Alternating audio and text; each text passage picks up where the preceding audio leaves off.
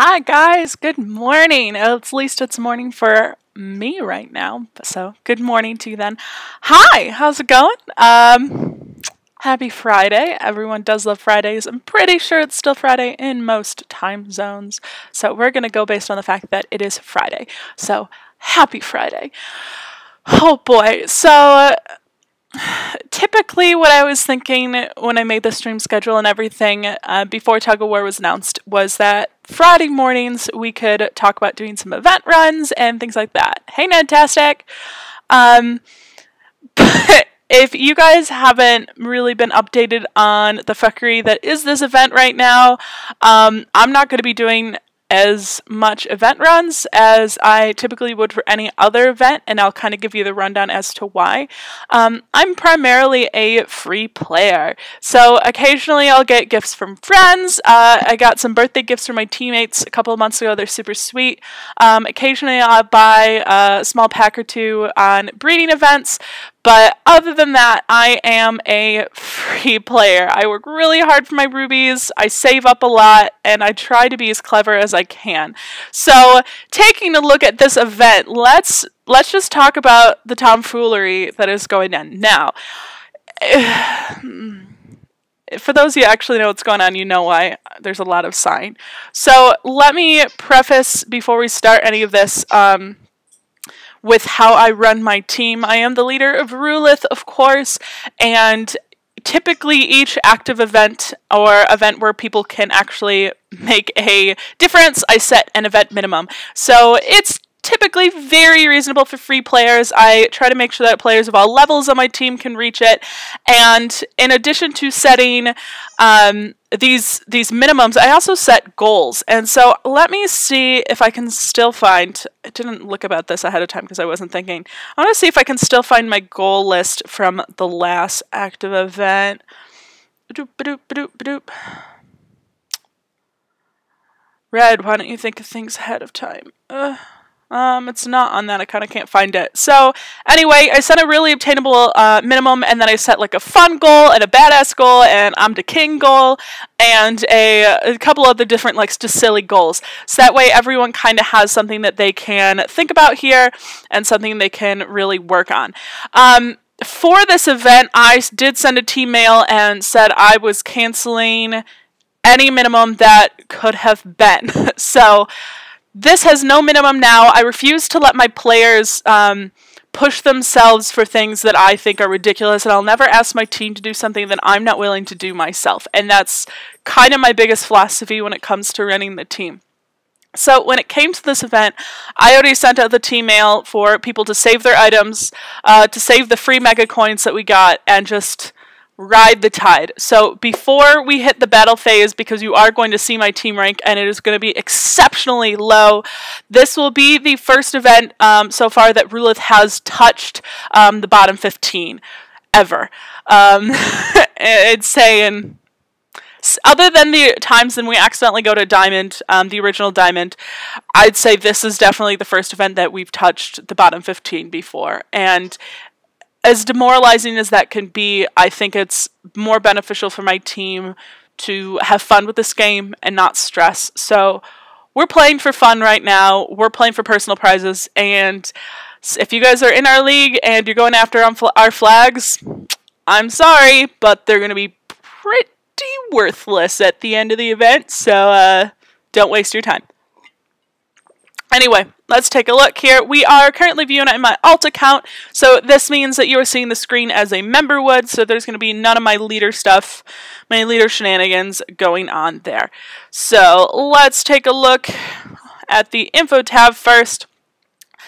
Arison said I wasn't planning on trying this event, but seeing everyone else work so hard is making me try. I completely agree, Arison. If you want, I'll be telling you super soon my rationale between my own personal achievements and how I'm doing things to help you hopefully make a decision that's best for you and best for your team in the long run. So if we haven't already been introduced to how this event works, Tug of War, your goal is to get the flag over the green line on your side. If it's over the red line, that means your team will be stealing it. It only matters where the flag is at the event end. blah, blah, blah. You can attack everyone in your league. Flags are worth more. The more flags that you earn, or your own flags are the flags that are worth more. People steal your flags, they're displayed on your base, and then it goes on the flags and how the flags are worth and how you get victory points and stuff. And most of these things are detailed other ways as well. So, 3 things to do for attacking. You can choose to do regular attacks, you can choose to do super attacks, and you can choose mega attacks. If you haven't already seen on the forums, it is obviously worth more points if you do regular attacks, but it is very time intensive. Mega attacks are worthless, and, well, to me, because I'm not a spender, so if you are a free player like me, I would really advise against buying mega attacks, and if you're a free player, super attacks are also a super waste. Nowtastic says, everyone in gold 1 league is defending, I'm just flying for personal goal. So, brief rabbit trail on the defending. Rulith defense. It's not to screw you guys over in any way, and it's not to do, let's give PG more money and all of those things. Rulith defends because we cannot simply outspend all of these whale teams that we're seeing, and instead of outspending them, we have to play smart. And the only thing that's left since the addition of the mega attacks is making sure you can't take our stuff. So I'm sorry to the teams in my league, but if you attack my 251 base and you're 180 and you're flying with a Poffit, I'm sorry, but if you're expecting to actually beat my base, you need another thing coming. You need to learn to attack bases that are your level, and you need to learn how to fly. So if you're leading a Poffit on a base that's 70 levels bigger than you, well, you gotta work on that. So Rulith defends. I think it's fun, personally, and I think it's hilarious, especially if you're using a mega coin, I'm gonna defend the shit out of a base. Just because it's the only way I can honestly help my team. And let me talk about why. So right now, this round just started 11 minutes ago. Anything that is red is something that your leader officers have targeted. So right now, these are the bases that Jade has targeted. Jade is one of my officers, and she is online constantly in her time zone. So I would say for my time, she's at least on between 8 a.m. till about 9 p.m. my time. Just on and off. She leaves her 3 devices. She has 3 accounts on her team. She leaves her 3 devices on while she's doing things around the house and making dinner and doing all types of whatnot. So she's great. So she does a lot of the targeting for Tug of War. Typically, in the previous iterations of Tug of War, I would also log on every 3 or 4 hours and make sure that targeting is okay. So red is targeted, green is not. It would be advisable if you follow whatever your team leader directive is in regards to who you're attacking. I told my team to just concentrate our attacks, but they can kind of do whatever anymore because I don't care about this event. So I want to talk about my strategy and how I'm trying to help my team long term. So if we take a look here, you can see I currently have 148 energy on my alt, and you can also see that I do have 92 energy packs left. So for me, I want to get some stuff. I just want to get a couple of sigils here if I can, and personal prizes, help my team out a little bit. So I'm purely focusing on using energy that I can get because that is the cheapest resource available. At the top here, on the top right, you can see that I have 1 inner fire. 1. So, due to this, it's clear that I need to use my energy and not inner fire, obviously. Super attacks aren't going to be a thing. I have more time than money. I have more time than energy packs, and so we're going to focus on that for this account. Now, I do want to show you, on the flip side, what it looks like then for someone who might make a different decision, because I am actually mostly doing the event only on my alt, and you are going to see why in a very quick second as I get my iPhone loaded, which is where my main and my leader count is. Alright, let's take a look. So this now you are seeing my leader count. You can see how I can toggle targets. Let's take a look at Red's energy packs. I have 3! I have 3 freaking energy packs! 3! For some reason, I I have not been getting energy packs from anything recently. Both of my accounts, I typically only open gold chests during breeding events because that's just what's best for my account. On occasion, I will open a set of gold chests if I have a lot, depending where we are in the season, during a PvP event if I think it'd be very helpful for getting the team or helping the team. But for this account, why am I going to push myself? I can't compete with spenders, and even doing super attacks, which is what I used to do in order to get our flag back kind of at the last second and earn some extra points, mega attacks are going to whip me out of the water. So what's the point? What's the point in using the gold chests that I may have left and using rubies I may have left? If I only have 3 energy packs to start with, I believe I have 9 inner fires. Like, what's the point? What's the point in doing this event for me? And if you see the math already, Gaza for sure is someone on the forums who has detailed exactly what the point breakdowns are. And if you're a free player, like myself, then using, like, actually buying mega coins isn't logical. You get less points for what you're giving, and it's really only logical if you just have a shit ton of extra stuff to spend. And you know what? If you can afford to spend money on this game, power to you. If you are one of the people that spend money on this game and you are a cheater, I hope that you get caught today. And if you spend any money in this at all, I hope you lose everything. I'm so sick of cheaters, and I'm so sick of this thing where people are hacking and cheating and manipulating the game, and they spend a little bit of money or sometimes a lot of money and they think that's going to save them. Screw you. I'm not talking about doing things like flying a minute before war, because I'm sorry, that's in the game. I'm not manipulating the game to do something like that. But if even airplane mode is the bottom of the barrel here, like you have to do something to your device. You do have to actively open your screen and however this crap works and turn in airplane mode to do this. You're actively trying.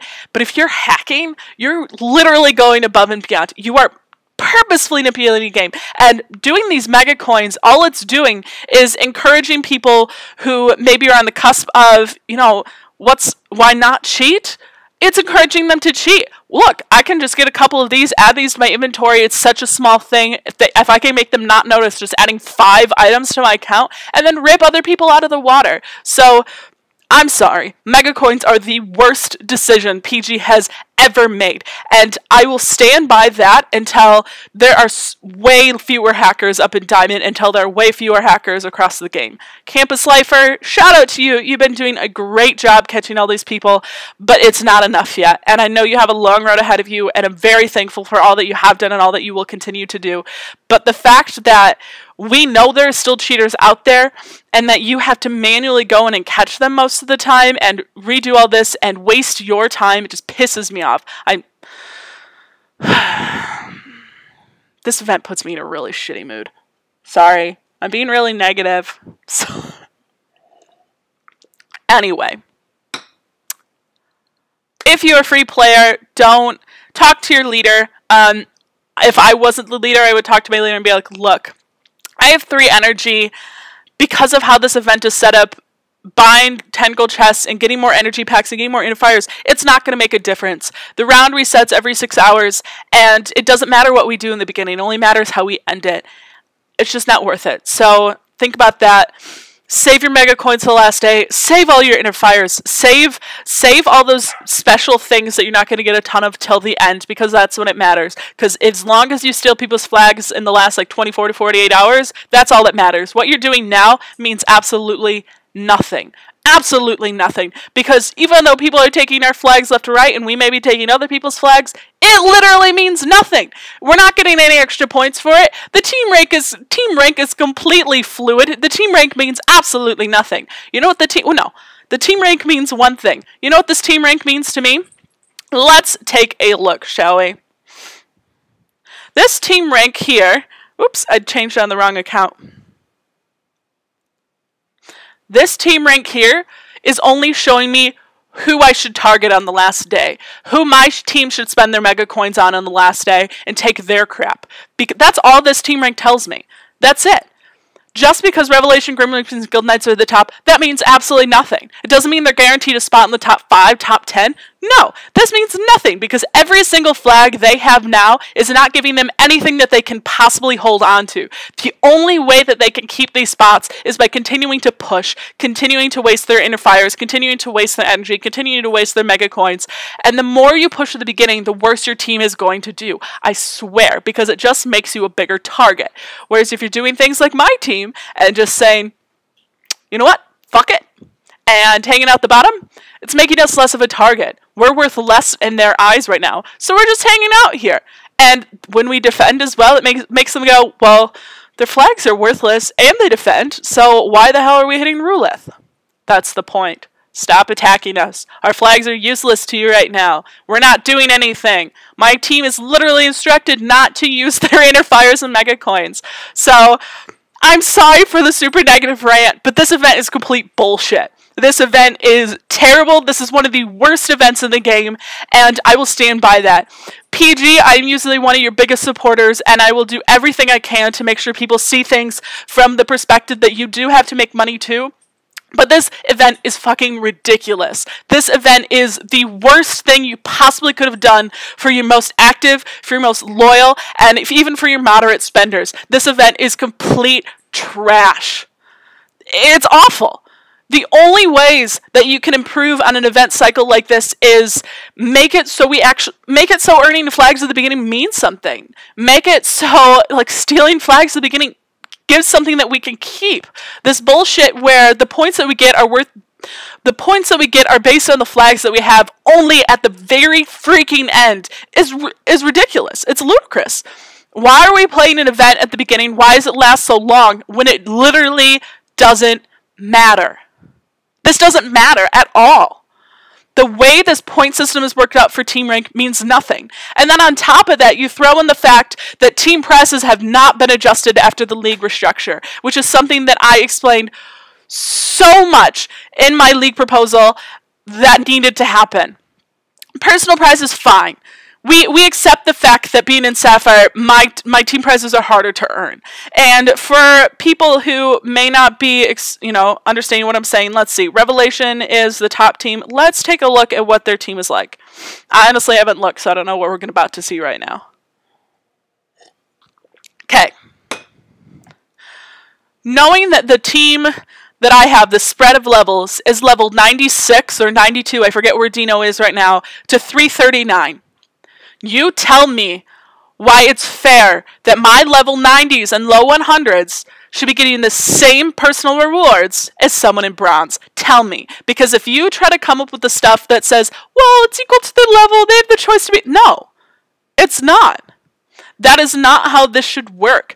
And we've gotten to the point, thankfully, if you haven't read my league proposal, my league restructure proposal, I suggest you give it a go and give me your honest opinions there. So I proposed the league change entirely, and what you're seeing right now is almost 100% of exactly what I proposed based on teams in a league and how big the leagues were. The egg token payouts are very similar to what I proposed as well. But I also proposed that each league have more personal tiers or less personal tiers. So I proposed, instead of PG ramping up and adding all these extra tiers for whales in every tier, ramping it up in Diamond 1 only. So starting at this basis of what, 23 or 25 prizes, personal prizes, make that the norm for, I don't know, gold. And then makes, platinum have 26 or 28. I can't even remember the exact numbers anymore. It makes sapphire have like 3 or 5 more. Make diamond have 3 or 5 more. So that way people have this sense of accomplishment, but also PG can ramp up how many extra tiers people are worth and raise that top bar for their whales. But now if I'm someone that's down in gold tier or something like that, I'm going to be completely discouraged because there's no way I can come close to doing anything in this event. So I think PG really needs to condense the first 5 to 10 prizes and make them much easier to earn, and then add the 5 prizes on top of that. Oh, I'm going to sneeze. Sorry. My apologies. And so, the first 10 tiers, I think that's what bronze should be looking at and be like, yeah, I can next this event. I feel really good as a level 6 to 15. Like, yeah, I feel fucking awesome.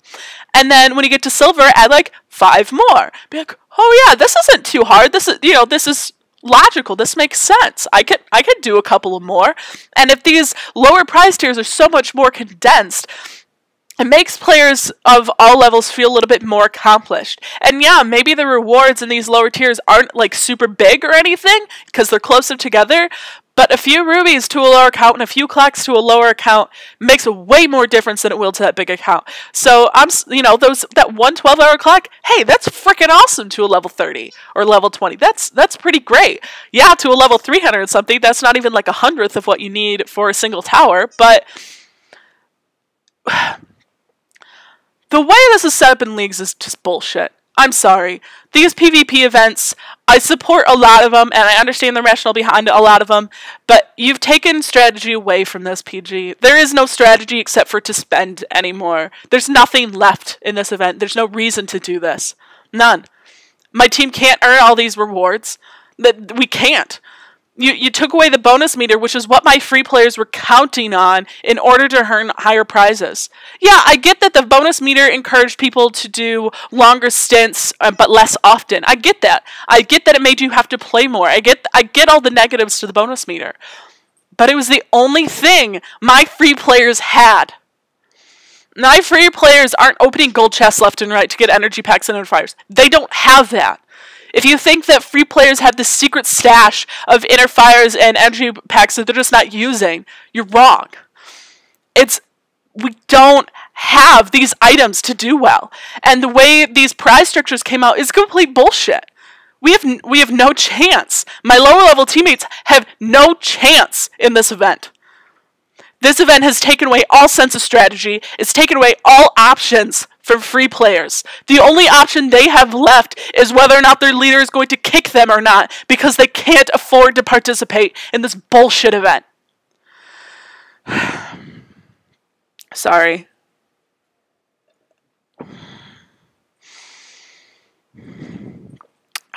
Okay, I'm gonna reel back in. Let's talk about something else for a second, because I'm getting mad. Cold brew coffee.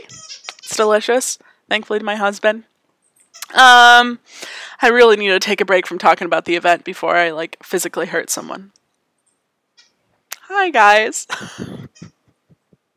I really honestly didn't intend for this to turn into a red rants about this event because it's god-awful stream. I promise I didn't. And PG, if you watch this, I love you. You guys know I love you. You see on the forums and you'll see in League Chat all the time how much I defend you guys. But I can't defend this.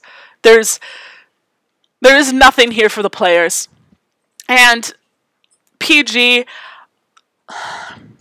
I get that your employees play this game. I get that. I understand. But I want to know if any of your employees play at this level. I want to know if any of your employees play... Hold on. You guys ready to meet someone? Oh, let's see how long he'll sit with me. Oh, not very long. That's Tofu, my little orange kitty. His bed is right behind my computer, so he usually hangs out with us on stream, whether or not you realize it. Anyway, PG, I get that you guys play this game, but I want to know how many of you play at the level that I'm talking about. I'm not talking just the level of your count. I'm not talking about the level of your dragons. I'm not talking about what tier you're on. Honestly, I couldn't give two shits. You can play how you want to play. But, PG, I want to know how many of you are on a team that has minimum expectations. I want to know how many of you are on a team that expects you to do your wars every day and expects you to be on at a certain time to do your wars, expects you to defend for a certain amount of time just to maintain where you are. I want to know how many employees at PG actually understand what it's like to be on a Sapphire or Diamond team now. I'm not talking about 5 months ago. I'm not talking about a year and a half ago, because I know there are players at PG that were on a Diamond team a year and a half, 2 years ago. But you know what? When I went to Diamond for the first time as the leader of my team, I was one of the highest levels on my team, and I was level 50. The dogs are playing. I was there. You could be a low level in Diamond because the whole game was about low levels. I want to know how many of you actually experience the shit that we are going through right now because you're in a competitive league, because you're a low level on your team that can't compete because of your level. I want you to tell me how it feels to not be able to contribute for your team in a positive way because you can't afford to buy chests, because you don't have any interfires, and because you don't have energy. I want to see how it feels for you to be the 50th person on your team, scoring the lowest number of points, and I want you to come back and tell me how that feels. Because that's what's happening to my free players in this event now. Go tell me how this feels, and go tell me how this game is fun. And don't you dare come back and say, well, go to a lower team. Go to a team where... No. So, what I'm talking about is here. Let's take a look at my roster.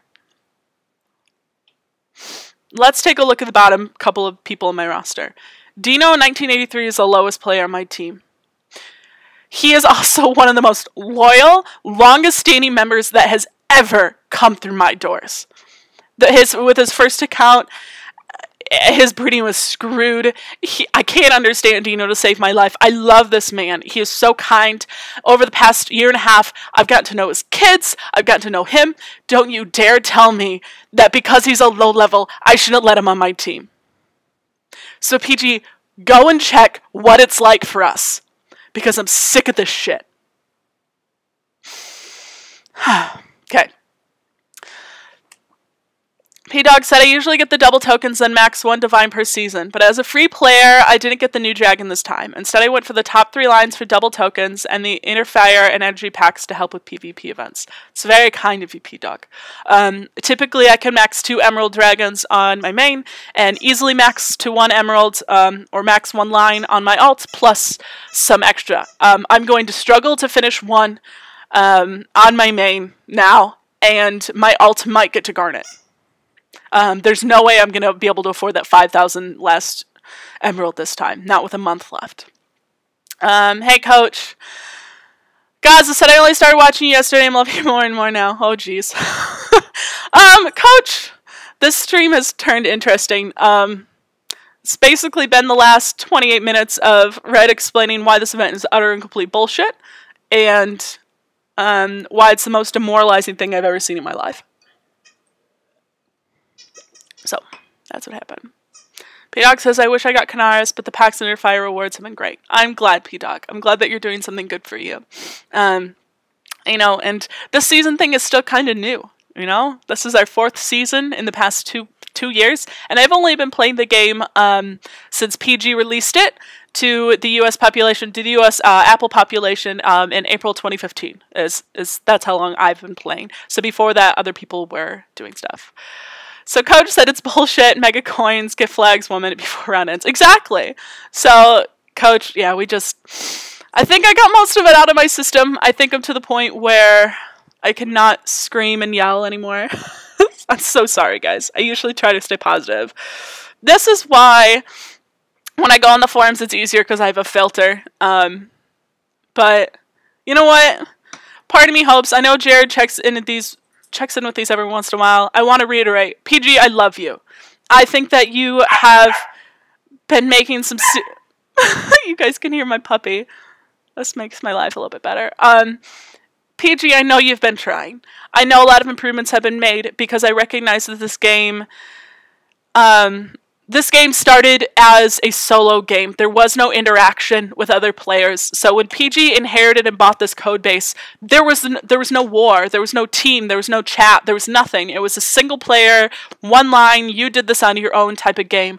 And I know that PG has brought it so far, and PG has really made some incredible strides with going through beta after they bought it through Big Pig until when they released, which is when I started playing.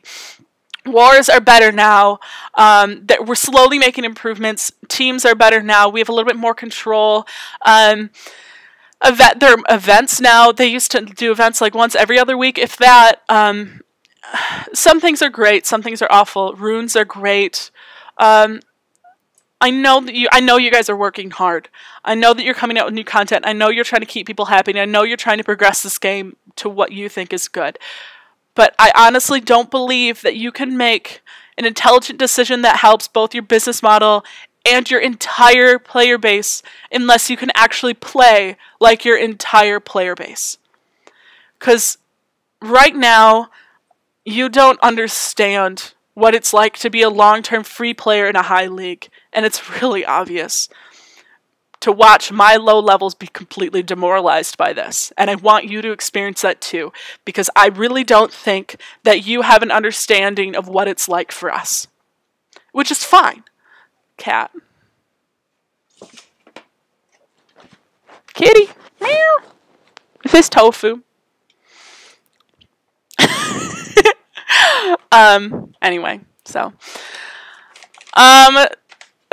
Tofu, I'm sorry you're still at work. Arison, there's no way to stop auto kick. It cannot be turned off. So if I go to edit real quick here, you can see that I can edit our mission statement. I can edit a team description. I can choose a crest, change the language, reviews, so application settings, so auto accept, closed, or review only. So review only means that I have to accept people. Closed means you only can come in with an invitation, and auto accept accepts anyone. Minimum level to apply. I can turn on the chat logs and things, but that's all I can edit. So yeah. Yeah, isn't my kitty cute? He's a rescue. He's about 11 months, 10 months, 11 months older, so super sweet. I love this so much. So that's a little bit about the team. So what we're going to do now, though, is I'm going to do some event runs. I'm not using any inner fire, and I'm doing them all in my alt because, like I said, my alt does have energy packs. So that is the only way I feel like I can help my team a little bit. I'm just going to do a couple of runs in the event, and then I'm going to save a lot of... Saying enable is misleading. It makes you think, yeah, I know. Peachy's talked about this, and there are pros and cons to that. So, Coach says, I agree. I'm a rather low level in Diamond. The only way to exist is to play your ass off and farm enormous amounts of bronze chests to offset the inability to pay for stuff. True, Coach. Coach, don't you think... Back up for a second. So... Coach, you have the experience of being a lower level in your league, and by lower level, people aren't aware of what Coach's level is. I believe, Coach, you're in the 120s right now, 127-ish. Correct me if I'm wrong. So for some leagues, that's not a low level, and Coach does really well with his dragons. He's in Sapphire tier right now. You know, he works really hard. He's obviously on all the time. So, Coach, memory, right? As a low level in Diamond, do you feel like this game in Diamond is like completely against you? Do you feel like this... Jesus, my dogs. My dogs are barking at my cat. They want to play with him. Get him, Tofu. I don't even know how to phrase this question. Let me see if I can explain it a little bit more before I ask a question, Coach. I'm sorry. Don't mean to waste your time. I feel like being a low level in high league can be extremely demoralizing. Do you feel like you're really helpful for your team? Do you feel like how you can help has to be changed a little bit? Do you ever feel bad about it? Like, I just really honestly want to know your opinion. I'm definitely not saying you shouldn't be on your team. I'm not saying your team doesn't appreciate you, but how does it feel physically and, you know, emotionally and whatnot to be on a team and be one of the lower levels and, yeah, have that experience? Because in Diamond League, you know, you guys, there's some 400 players in there, so I'm curious to see how it feels for you. I don't know how long you've been playing either, Coach. Maybe I'm just bitter. Am I bitter? I might be. I also still don't have any blueberries. Twilight would be a little upset with me. I'm going shopping this afternoon, though. After the stream, going grocery shopping. Gotta pick up some blueberries, some more coffee. Yeah, so I'm gonna switch accounts real quick here. I'm typing. Yeah, go ahead, Coach. I knew that it would take you a bit, because me ranting and talking is a lot easier. I'm just gonna switch accounts and get stuff ready here.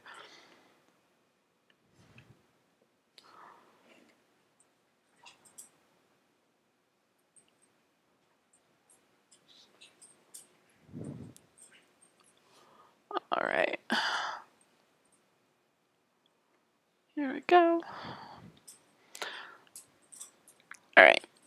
While Coach is typing, because I asked Coach about how it feels for him to be a lower level on a Diamond team. Speaking of Diamond, I got the shit scared out of me the other day. So So Diamond is top 25, and then 26 to 50 is Diamond 2. And I looked at this the other day, and I was like, oh, shit. We don't sandbag by any means. We try to do about 2-3 wars. We declare 2 or 3 wars a week, and then we kind of prep for being declared on most of the time.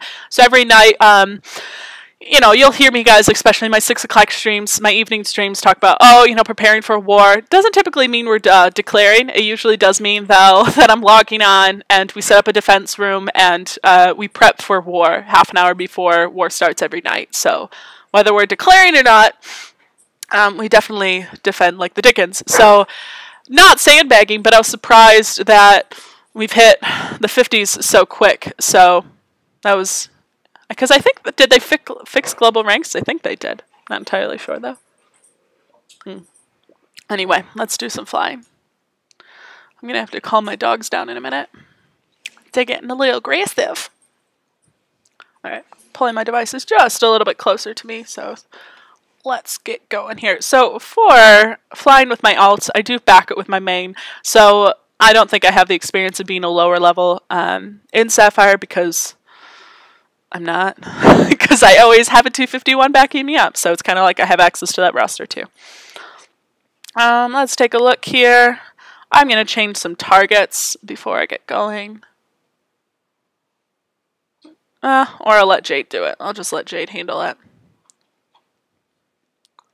So there's no bonus meter, so I can kind of attack who I want. I do prepare for defenders, so even though I have my account attacking and I have my 251 backing me, I don't really want to fly my ass off and use all my stuff and blah, blah, blah. So I typically attack a little bit lower. But hey, how's it going? Nice to see you, Pokle. Can I call you Pokle? Or what do you prefer to go by? I'm curious. But I'm going to call you Pokle because that sounds awesome.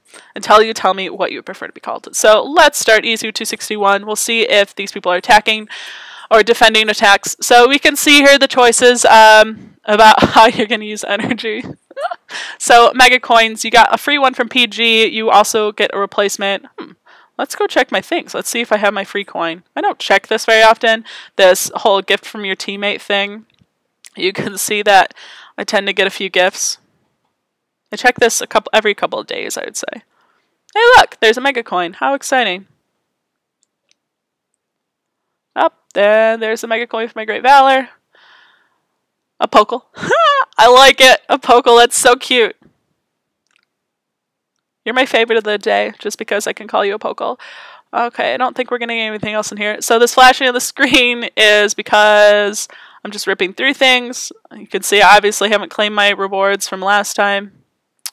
Alright, let's go back in the event. So back on the attack page here. Like I said, I don't like this event in any way. I will never promote you spending all your energy or inner fires in this event. I wouldn't even recommend spending half. This event sucks. And just the math to get to these sigil prizes is a little sketchy. By sketchy, I'm not saying the math is sketchy. I'm saying the ability to get there is sketchy. So I'm just taking for shits and giggles here.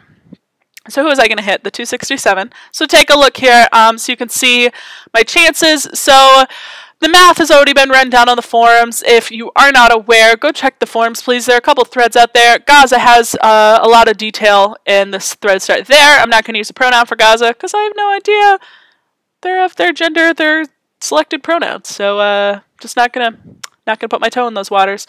So I do basic attacks only. Like I said, super attacks are a complete waste of energy. I used to do super attacks for time-sensitive things. So for PvP islands in Team Gauntlet, I'll do super attacks because the island in Sapphire 1 does not last longer than I'd say 4 to 6.5, 8 minutes, somewhere in those range. So getting it down within 5 minutes is really key. So super attacks are the only way I can do that.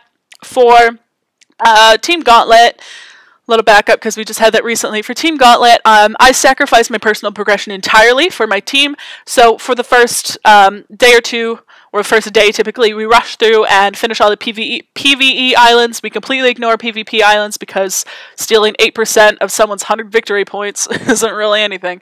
So we focus on PvE because the higher island you are in PvE, the more points that you will get.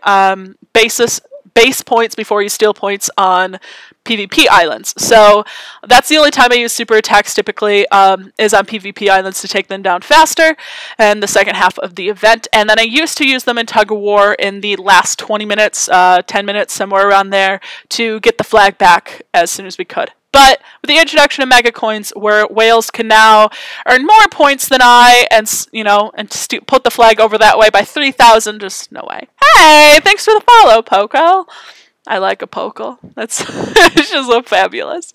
So, super attacks are now only useful, in my opinion, on PvP islands in the high leagues, only in Team Gauntlet. Now, there's literally no other reason to use super attacks. If you're a whale, get mega coins. If you're a free player, you shouldn't be using super attacks in the first place. It's a waste of energy, and it doesn't save that much time. So let's do basic attack. So this is just a 261, not too hard. Let's take a look at what the base layout is. I haven't done any multipliers on any of my accounts yet either, so this is gonna be fun. Coach says, Team Gauntlet, for example, I defended PvP Island, which is awesome. Yeah, that's what our low levels typically do as well, Coach, is they defend. That's how they definitely feel useful. And I guess the PvE, the computer bases in Team Gauntlet aren't hard at all. They only go up to like 100 and something. They're not big. Oh, read your chat. I wrote a novel. What? What? Where? What are you talking about?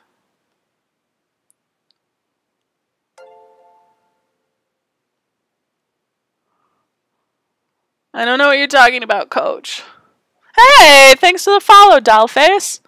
Alright, well, this is fun. So here we are trying to attack an event. Look at this lovely frozen loading screen. Let's see. Yeah, I was going to say, split it up, Coach. We'll wait for Coach about this. So, I asked Coach earlier about how he felt being a low level in Diamond and how it felt to him. So, he's posting it in bits and pieces here, and I'm going to read it out loud. So, let's pull up here. So yeah, my current experience is great when it comes to fortification and breeding events. Reason behind me is opening 1,000 to about 1,500-ish bronze chests before every breeding event and before every fortification event. This puts a strain on PvP event though, not because I can't take high levels, which are a majority of diamond, but because I'm saving chests to grow faster, which goes into what you said regarding inability to obtain huge amounts of inner fire and packs. I do find enjoyment in defending during PvP event more than attack, because I'll obviously be in the lower part of teammate contribution, so it's all based on regarding events as a low level in diamond. Disclaimer, I do play my ass off, so that makes my fort breeding events enjoyable. For sure. That's a lot of chess too. I like chess. I do the same thing. I actually don't open chess very often, or I don't open chess at all on my alt account unless it's breeding, because I'm not trying to grow. I'm actually saving clocks and stuff right now. I use it on totems to do if I want points, like if I need the sigils. Like this season's pretty rough for me for sigils, so I did like up a totem a lot. Player J would be so proud. But I open chess on fort and breeding as well. P-Dog says, I do like the Valor being taken away. I've gotten a good many tokens of Mystic Frag Stake. That's true. That is one of the positives that people have said about Valor's going away, is now gold chests are a lot less diluted. So I agree with that. I do agree. I think a difference would be, I don't know. See, the hard part for me is I'm trying to look out for my free players who aren't as active as Coach, because Coach is active. Coach says, all of this to say, if you don't play your ass off, you will be carried in diamond, which make it not enjoyable. For sure, Coach. I don't get that many chests per day, of course. Like I've said before, I typically sacrifice my own personal progression for what I need to do for the team. Recently, we just completely redid our war system this past week. I'm talking a complete revamp of everything. We changed everything about our war system, because we're getting to the point where we can be a little bit more selective with how we do our... Anyway, not going to get into that. So I chose to spend my time, doing these three hours or so revamping our war system rather than doing, you know, chest runs and things like that. Or on war days, if we do have a war, because I don't work during the summer, but like on an actual schedule, what is what I mean by don't work.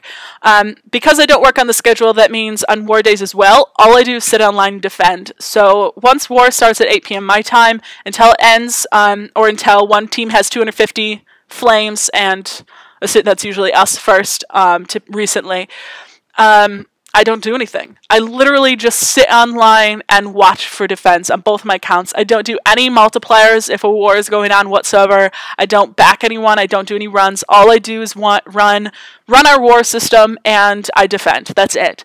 So I wish I could be as active as Coach in the regards of getting chests and stuff, so I'm a little jealous. But I do think that I can't do this. I need to stop my app. Can we see this? Can we see that I'm still on the loading screen? It's annoying. You can see all the stuff I was doing. I got Domino's last night. It's delicious. So I think that my items typically reflect what a more average active player would get. So Coach is exceptionally active. I do think that a very active player should definitely be getting at least 500 bronze chests. An event would be a really good starting point to look from. I typically don't get that much anymore. I used to back in the day, but I don't. And it's hard to with events like this because my motivation is pretty low. Hey, Twilight! I was just talking about you earlier. Okay, so you guys see that? See the top message there? Event mail, tug of shit. I thought that was really funny. I send event mails to my team every event saying the minimum expectations and stuff. The number of medals and chests I get weekly has dropped now that I spend most of my time helping other players with runs. For sure, Arison. That's a big thing, and I feel ya. It's sometimes you have to think about what's better for you as a person and you as a team, and it makes a difference, and you can really tell the difference between selfish players and not. Like, I really think it's right what Coach does, and a lot of defending and things like that. Coach says, to be honest, it made me burn out on the game. I don't get as many chests as I used to.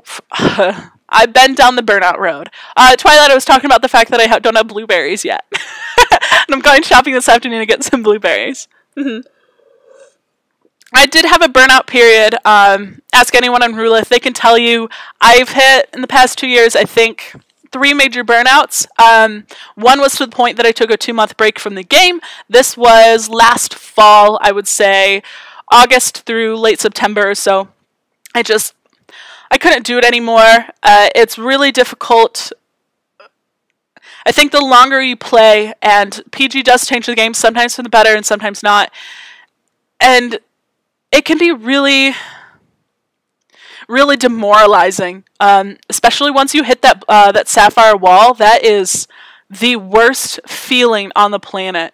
So for those of you who haven't seen it, my cat kind of stepped on it a bit, but here's my little chart where we talked about last time about how breeding works. So again, my cat stepped on it, so my chart's a little weird. I posted this on the forums. Will my camera pick it up? So this is all the gold legendaries we have, and if we go all the way over, you can see all the different ways you can breed these platinum legendaries here. So all those dots represent a different breed. And then that is all of Sapphire. There's 6 Sapphire legendaries. There's 6 ways to breed them. There are 3 mythic Sapphires, and there are 3 ways to breed them. Not before, before backbreeding. Do you realize how insane that is? Like, so once you hit that sapphire wall, I think burnout comes a lot faster. No video.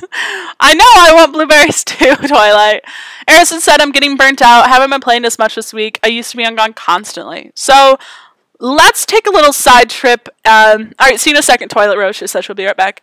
Let's take a little side trip and talk about avoiding burnout.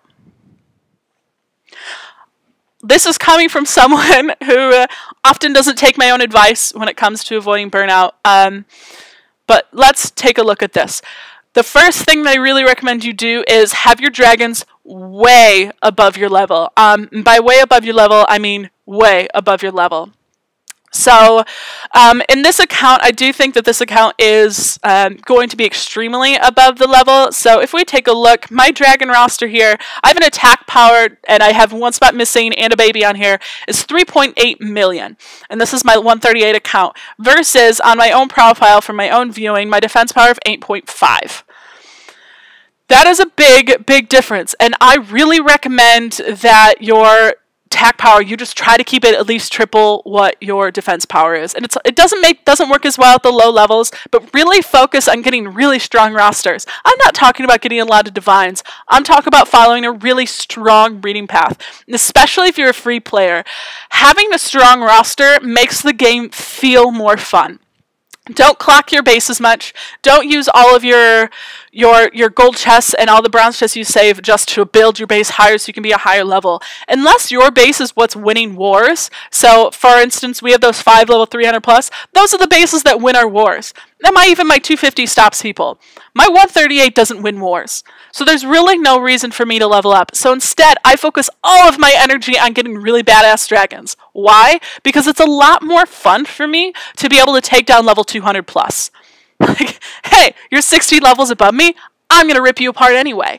So having a really strong roster, I think, is step one to enjoying the game. Let's check up on chat. Coach said I'll backbeat Quates before the next breeding event, then get Itaru and hopefully How during the next breeding. How was the worst push for me, Coach? Like, I ripped through all of my rubies, all of my egg tokens. It was painful. I think I had about 45,000 saved up, and I used just about all of them. I only had about 130,000 tokens, though, so that was a bit of a bummer. Natastic says, I just let my team leader know a few days break and then completely understand. I'm good. Arison says, do you make a lot of custom breeding paths? I make a crap ton. So I have well over 75 custom breeding paths right now for different goals and different needs. I enjoy making breeding paths. They're very calming for me because breeding paths are something I can kind of control and manipulate into what I need it to do to a certain extent. But with breeding paths and following paths, there are cheap paths out there and there are strong paths, and I will never claim that my paths are the cheapest ever, and that's not my goal. So most of you probably realized it a while ago, a couple weeks now, month, I don't know, I have no sense of time. I made a super cheap orange to emerald breeding path, and it was the cheapest route possible, and I designed it because there are some people with alts that needed that and requested it, and because there are some whales that are like, look, I'm really behind in breeding, can you help me out? And so I just kind of created this path, and I put a major warning on it, and the warning said this is not intended for use by free or low-paying players, and I clarified that anyone that spends less than $200 on a breeding event, I consider a low-paying player. So I found out a lot of free players using it, so I removed it. My red to green breeding paths, you can find it on my website. Let's see if I can get this posted in chat. Let's see if I can remember the command. Let's see. I don't trust myself. Oh, I'm going to look at my commands because I really don't trust myself. Do you trust me? Anyway, I'll just type in the actual website because I don't remember my commands anymore. Doop-a-doop-a-doop. I don't want to do it, Coach. I do what I want. I'm just being difficult. Because I also have this memorized.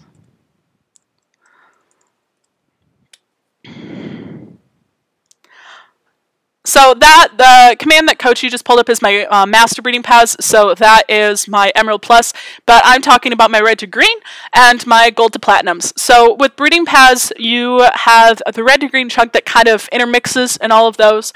My red to green is one of the most expensive red to green breeding paths ever. It's really expensive, but when you consider it, my red to green breeding path costs less than 2 legendary sapphire dragons. So I don't think it's that expensive anymore. It doesn't make as much of a difference.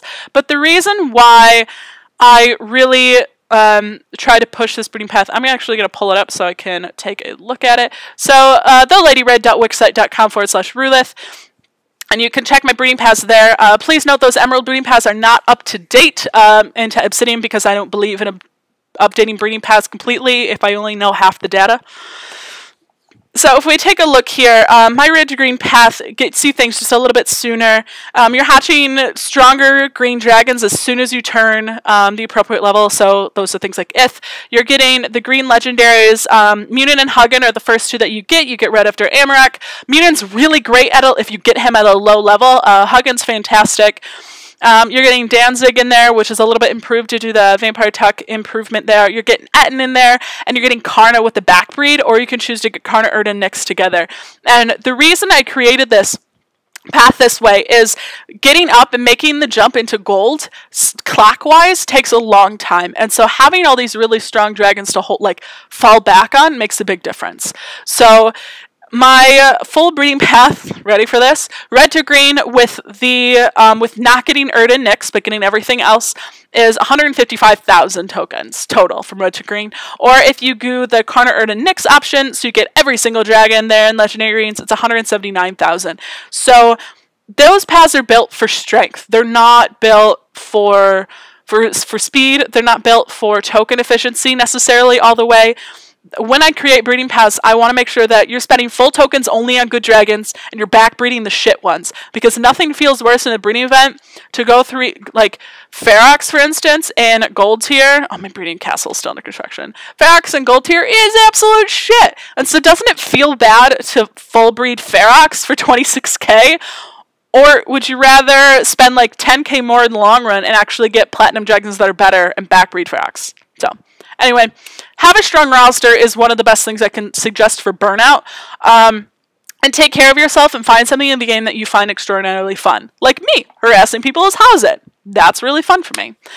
Welcome back, Twilight. Now Tastic says, I'm following your breeding path now, but I'm slightly behind. So doing a Rage Drain Island next fort, and then nothing fort should be, and then she'll hopefully be caught up. Hey, that's great. If you have a lot of extra clocks, so you can tell I'm not really building right now because there's really no point for me. I leveled this little frickin' earth totem up, and that's how I earned points, this fortification, to help my team, but mostly to get some sigils. So if you're looking at not leveling up, spending your things on earth totem helps. I do have a few clocks. I'm saving up a little bit, but I'm still a little low on clocks, and I'm just going to start saving them and only spending them on fortification if I really need that boost for sigils. And it's not that hard. It actually feels pretty good to be a lower level. Let's see. I need to be able to scroll up and chat here.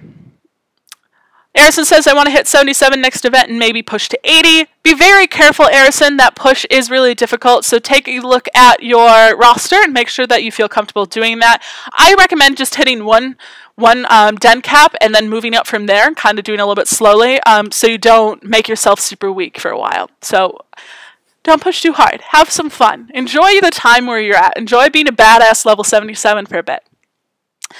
Doom says, I can vouch it's good. Just got the Hugin Immune and Ith and Amarak from that path last event. Feels so strong for level. Hey, I'm glad, Doom. That's a really good thing here. P-Dog said, 3-headed black dragon. Yay, shitty stats. Sad. So he is talking about Ferox as a gold dragon. It's absolutely worthless. Gaza said, I'm watching my phone and can't see text very well. Say your website again, please. Sure.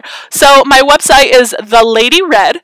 That was one of my names at the time. So theladyred.wix site, so wixsite.com/Rulith. If you Google search Rulith, Red, other couple of things, typically my website does pop up. So it's one of the top things. Coach says, streaming's an awesome way to keep you in the game during burnout. I find enjoyment in streaming and it forces me to play for VRs. Hey, I'm in the same boat, Coach. Feels so much.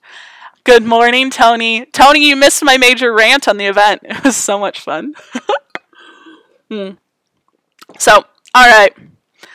Last time we got the loading screen for 5 minutes. Let's see if we can do some runs. I'm mostly going to use these runs as XP runs and just for shits and giggles. Bye, P-Dog. Lunch break, so walking my 2 miles. Have fun walking. I hope it's a lovely day outside so you can enjoy your walk. Bye, P-Dog. Alrighty. Let's do... Who should we hit?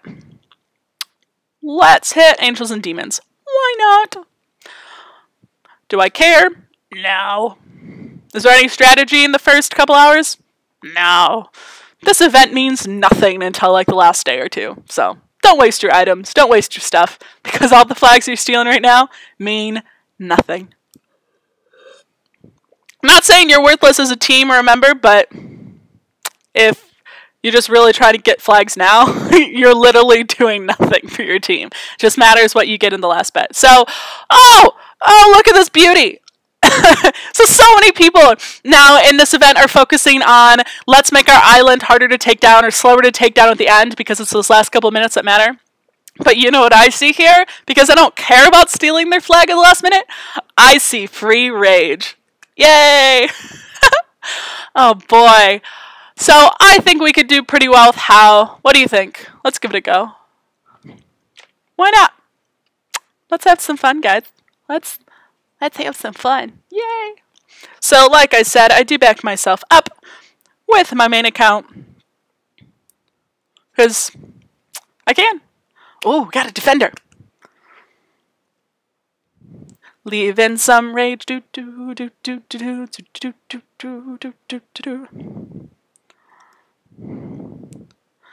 Isn't this fun? Yeah, Twilight, we can look at your base after this. Send a mail to my The Red Delilah account, so the same spelling it is on my channel title. That's the account we're on right now.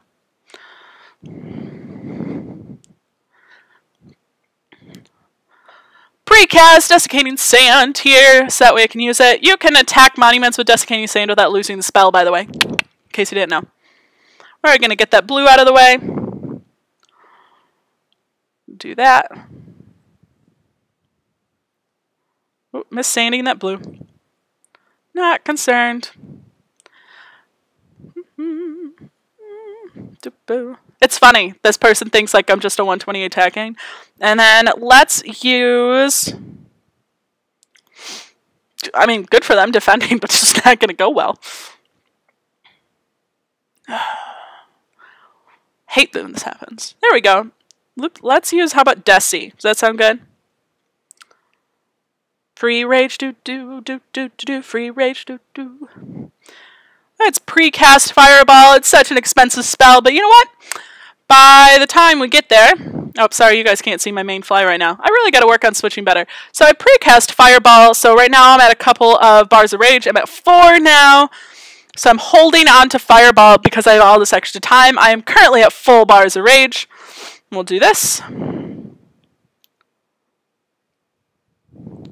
Do that. Invincibility shield. How's that going for you, defender? Boop, boop, boop. Alright, coming up here, we have level 35 lightnings. They're going to mage super shot me. I really don't care. The Red Delilah is my name over there. So I'm just going to focus on those lightnings because those are what's hurting me a bit. Don't really care about the other stuff. It doesn't matter if it's all caps or not, Twilight. Makes no difference. So in game, it doesn't matter if a name is all caps, it just is what it is, right? Good for this defender trying their best, but nah, wasn't going to work out for them. But now we know Agents of Demons is defending. So we have to keep that in mind when picking targets. So that way we don't hit above our level and then bitch when there's a defender. Hint, hint, league chat. If you guys missed that bit of the stream, a 180 hit me with a Poffit and was mad that he didn't win.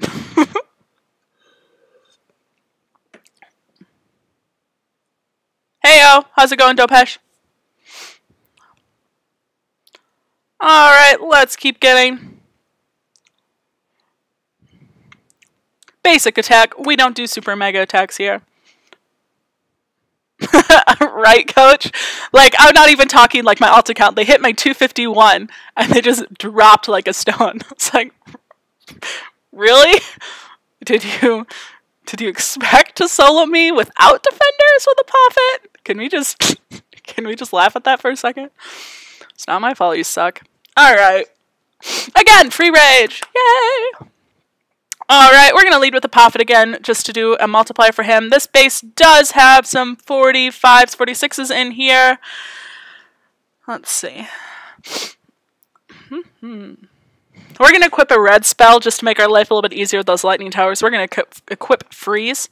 Checking for storms. So there's no storms to screw us over on the Long Island, so that's nice. Do they not have any storms? They have a level 29 storm at the end. Erison says you think a level 180 would know better. You'd be surprised. Yeah. Coach says I had 250 hit me with the expert APO, destroyed one tower with defense. There was this conversation on the forums about which Sapphire Mythic is the best. I'm sorry, but if you say anything other than how's it, you're wrong. That's not an opinion, that's a fact. Like, sorry. Tony says, oh, somebody demonstrated how to fail on red space already. Oh, Tony, somebody bitched really hard. So one of my teammates was defending me while I was in the shower today before stream, and it was like, oh, I'm gonna farm you, blah blah blah. And I was like, what did they hit me with? It was like a 180 or something like that, and hit with like a prophet. I was like, the single defender. I wasn't even defending. Like, it's not like you had double defenders on there or the main defender with all these super shots. No, it just you hit me with a prophet. Come on. Oh jeez, it cracks me up. So, yeah, Tony, you weren't the one to fail my base today. So, for reference, Love Santa Monica is a good friend of mine. He's such a sweetheart, leader of a Platinum, soon-to-be Sapphire team named Arya. He's a really supportive member of his team and really helps out as much as he can. So, if Tony's expert Kin is going to fail in my base, I'm sorry, but your Apophat's not doing shit. Okay, anyway, so we're going to equip a freeze on House It, just so we don't have to deal with that long island. Then I know I'm going to die, so let's just see if we can sand those mages with one shot, and then we'll sand everything else that we can. I don't think we're going to have time to do a rewind, because that second blue is going to be harder to hit. So let's make a goal to use borrowed time and sand as much as we can until then. So we're going to equip. Let's see if we have some freezes on this account. Ooh, we have a couple. Whee! There we go. Twilight, did you do the Red Delilah? So I'm just hopping over this treb, so that way my follow can build up rage. But we don't have defenders, so I'm not worried. So if we don't have defenders, I'm going to save that freeze spell. How's that? Twilight, you can also mail red. I can switch accounts for you.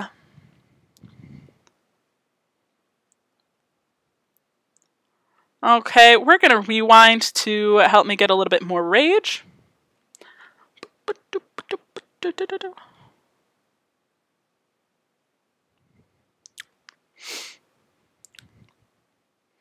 So like I said, our goal is to sand stuff. I have a lightning tower that, you know, my little level 10 Apophat's not going to take a level 44 lightning tower down. Oh, we're on borrowed time now. Alrighty. Let's use Aster. I like Aster. Aster's a sweetie. Picked up Freeze. Freeze is one of my favorite Steel Essence spells, by the way. Since they changed it, Freeze has become great. So Freeze used to have a crazy cooldown with Steel Essence, so once you picked it up and cast it, you couldn't pick up another spell until Freeze was done, until things were unfrozen, and it sucked. So Freeze was one of the spells I used to avoid. But since they fixed that, and now you pick up something immediately after you freeze, it's great. So I'm looking ahead. I see that we have the first two mages sanded there. So take out the lightning last minute. Coming up to the long, I'm going to take out the things that are going to hurt me the most, which includes the Treb. I'm going to take out that back red. Let that ice hit me because I don't give a crap. Because it's an ice tower. And I have ice resist. And I resist 70% of it. So you guys can see how long freeze is lasting already. It's crazy. So freeze has become a wonderful thing. Coach says, I'm curious on your thought on Canaris. Canaris is a wonderful cleanup dragon and a terrible lead dragon if you have defenders. Because once the rage is gone, you'd be screwed. Tony, do you want to do a Canaris battle again? If you want to, Tony, it'd be fun. I think every stream, Tony should just attack me. And we can talk about the needs for having a good base setup and a rage drain island. Alright. There we go. I'm curious. I thought of Canaris. Okay, I sent it. Coach, please don't ask. Tony! Okay, so before we get started, Tony, let me check Twilight's base real quick and switch devices so we can show Coach why it's funny to us when people ask about Kanaras on the stream. Okay. So, yeah, this is going to be funny. All right, I already have this loaded here.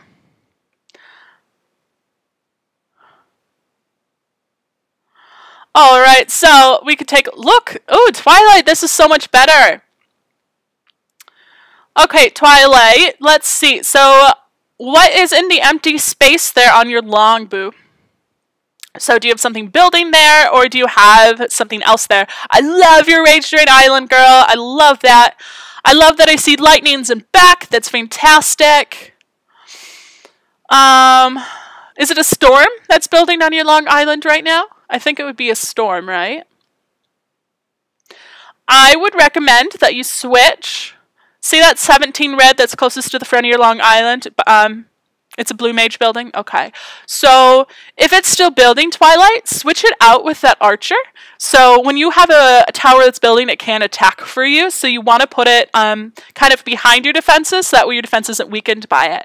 So I would definitely, you know, kind of move building back towers and back. But for this first red mage, I would suggest that you put that red mage in the center of the island where the ice turret is right now and switch those spots. And then, like I said, fill that empty spot.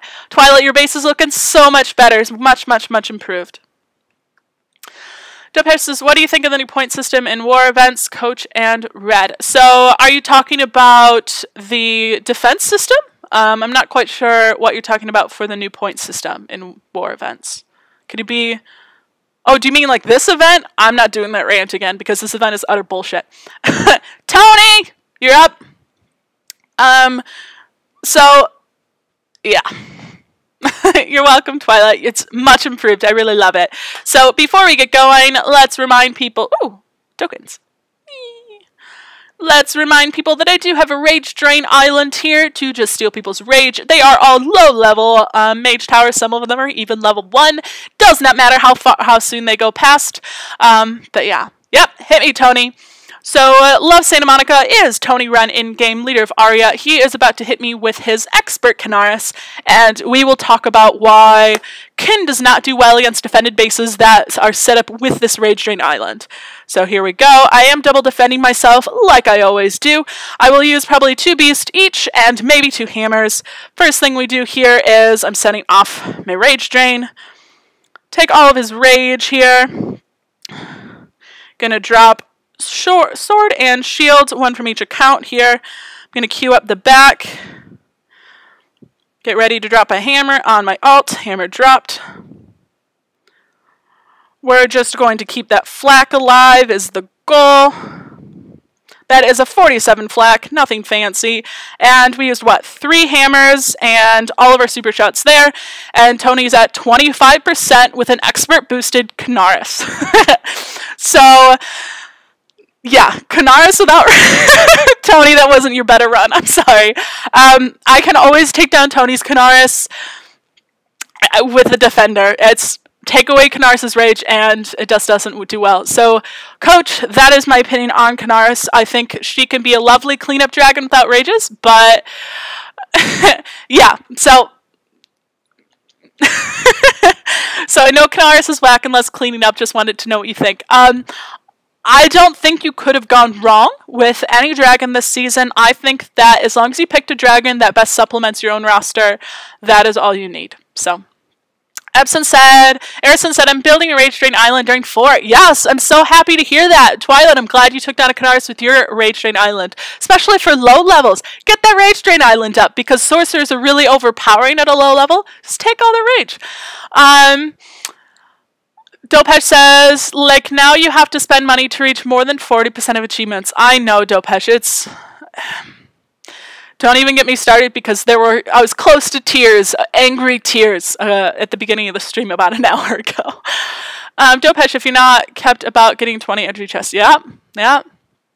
Welcome to 5% of people that play this game. So, like I've talked about, let's focus on not burning out. Let's focus on having fun. And Coach has mentioned too, streaming is one way that I have a lot of fun. It's so much fun to hang out with you guys. I love hanging out with my team, dicking around, making jokes and things. So, Twilight asks, what level should your Rage Drain Island be at? Low level. You can keep them all at level 1 through 5. You do not have to level those up.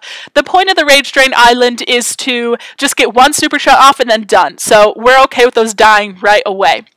It is important, if you have a Rage Drain Island there, make sure you do not have a perch. If you have an active perch right there, it allows your leader to let that perch hit them and just let it hit them so they can build the rage back up. So make sure you don't do that. Dopesh says some love letters coming to PG. Oh, there's a riot on the forums right now. The math has all been done out. So for me personally, what I have chosen to do this event, I'll show you again on my main before we continue doing some hits on my alt. Ooh, chest. See, I don't have a lot of chests. I may have not opened them at the start of the event to see if I could get some more energy when the event island came up. So I regret it. Okay, so let's take a look. Oh, I was on the wrong account. Here I was playing away in my alt. I was like, oops. The downfall to having multiple things. Yeah, I don't have a lot of chests. I opened chests on both my accounts hoping to get some more stuff. Alright, so you can see here what I'm working with. I have 9 inner fires and 3 energy packs.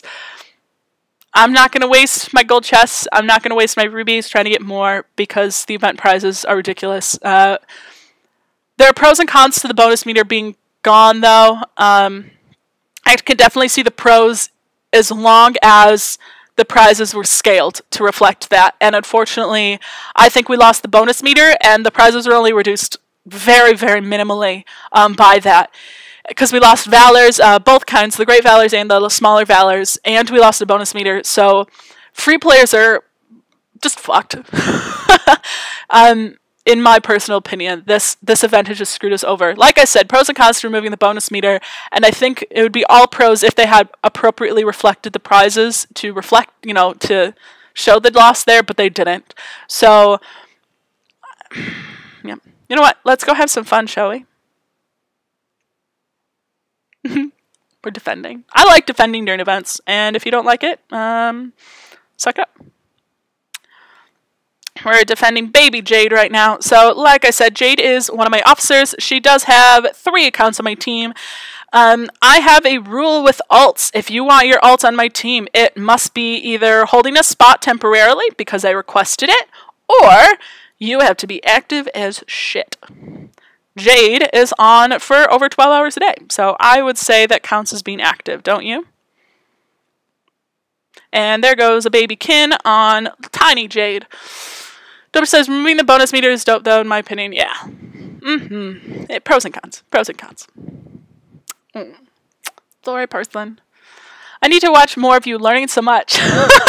Oh, jeez. This is one of my unproductive streams. Ugh. If there's any wisdom I can pass on to you, it is please, for the love of all things base, have a Rage Drain Island. This will make your life so much happier. I promise, I promise, I promise. Low-level mages, take everyone's spells away. You know, most dragons are really reliant on their spells. So if they're coming at your main defenses with 0 rage, oopsies. So it's a lot of fun. As always, if you guys have questions or something you want me to look at, a little rabbit trail that we can go down and talk about things, just let me know. I'm open to everything. I like my dragons. It's fun hanging out with you guys. I think I'm hilarious, by the way. So I'm going to switch back to my iPad Air here, so we can have fun with my alt. My alt is my favorite account. A lot of people have asked me that, but it's just, I love it. Twilight said, I just started green tier and I'm level 52. That's great, Twilight. You're doing wonderful. So just make sure that you don't go too fast. So I like to see you with some green legendaries before you go out of the 50s. Some strong green legendaries. I think they'd make a difference. Coach says, most important pro for me is that I don't have to manage my hits to build a meter up. Hitting every 25 minutes to maximize the amount of hits. I agree. I completely agree, Coach. There are some definite pros to it, and it depends on your play style. The biggest con for me, though, is the fact that I do have free players that kind of relied on that to get some more points, because that's kind of the only way they can maximize their points.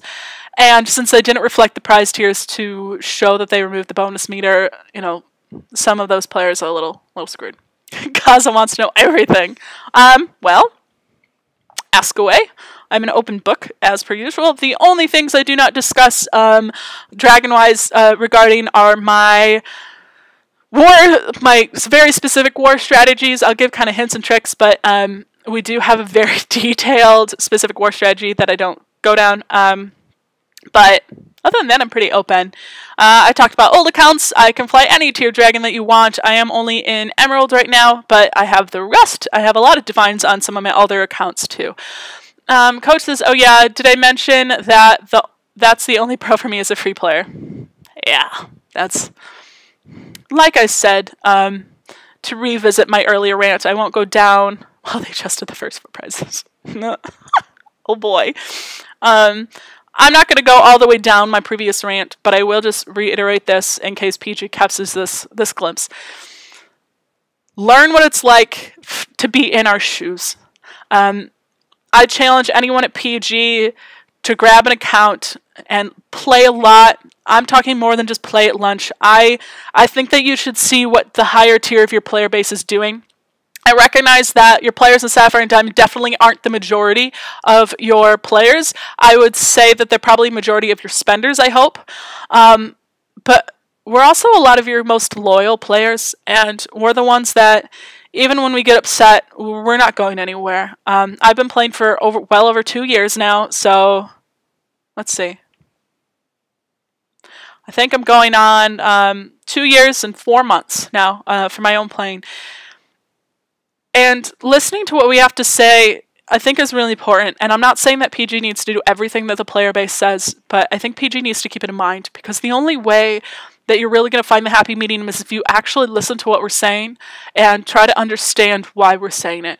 I recognize PG has to make money, and that is often why I defend PG so much in League chat and on the forums, but there has to be some sort of balance. And I think when you guys are trying to make a balance over at PG, you're doing it from the perspective that you have, and you really don't have these long-term, high-level, really dedicated and free players telling you honestly what they think in a constructive way. And I'm sorry that we can't be as constructive as I hope we as a community could be, but I think you should listen to us. So that's what I got to say there. Let's catch up on chat, shall we? Sorry for the serious moment. Doom says, yeah, bonus meter is the best chance to hit every 20 minutes all day, make up for being a low level. Agree. Gaza said, I can't play hunters for shit and I really want to. Hey, we can help with that. I freaking love hunters. Twilight says there's a glitch in the event. It makes me super mad. Twilight, can you talk about what glitch you're talking about? Okay. All right. Let's talk hunters, guys. Let's go down this route. So, Nantastic just got yours new, so let's talk about some Steel Essence. Gaza, can you give me an idea of what tier you're talking about here? Or pick a dragon, divine or whatnot, and we can talk about how to fly them, divine or regular. So, like I said, geez, I just switched this account. So this is my lower level here. You can take a look at my roster. Clearly see it's hunter heavy. I do have an open spot right now. It's usually occupied by Rizar, but he's expert, and so I just didn't have him on there anymore. So you can see, hey, thanks to the follow, Princess Zelda. So sweet. Twilight says when Lightning Towers, when LT says you have a prize in there. Oh yeah. That glitch has been here for a while. It says you have a prize because you've already claimed it, but you're not actually missing anything. Now it says I'm hoping to breed whale next. I have no divine hunters. Okay. One advice I have to give you is warriors are, I would say, definitely the best class below 70, without a doubt. Just the tanks and what you're seeing in bases. But as you get to the high level, it does a switch. So really go down to the hunters, because they are the strongest class in the end. So I will pop whale on my slot real quick. So let's go find our whale. Let's talk about him. So my whale is expert. He is one of my faves. Where is he? Oh, there he is. So let's talk about this. Doom says, what's my favorite gold plat red that you made red? Whale cons. Whale cons path all the way. So whale is fantastic. Hey, Dopesh, thanks for the follow, babe. Whale cons, I believe, is the best path if you are still keen on warriors and you're really uncertain of your flying abilities or don't want cons for it or don't want whale for whatever reason. Whale is great. Whale Kairos is okay too. Oh my god, if I let you know what level I am, will you laugh at me not paying hunters? Gaza, I won't, I swear. To give you a little bit of perspective, I have a teammate on, or a teammate on Rulith, obviously. She is the sweetest person on the planet. I literally teach her how to use all of her dragons in the hunter line. So I will sit online with her every couple of weeks when she asks, and we'll do runs. So we did it with Nightshade, was the very first thing we did with a couple months ago, where I flew Nightshade about 6 times in the same base. I talked about what spells I use and why.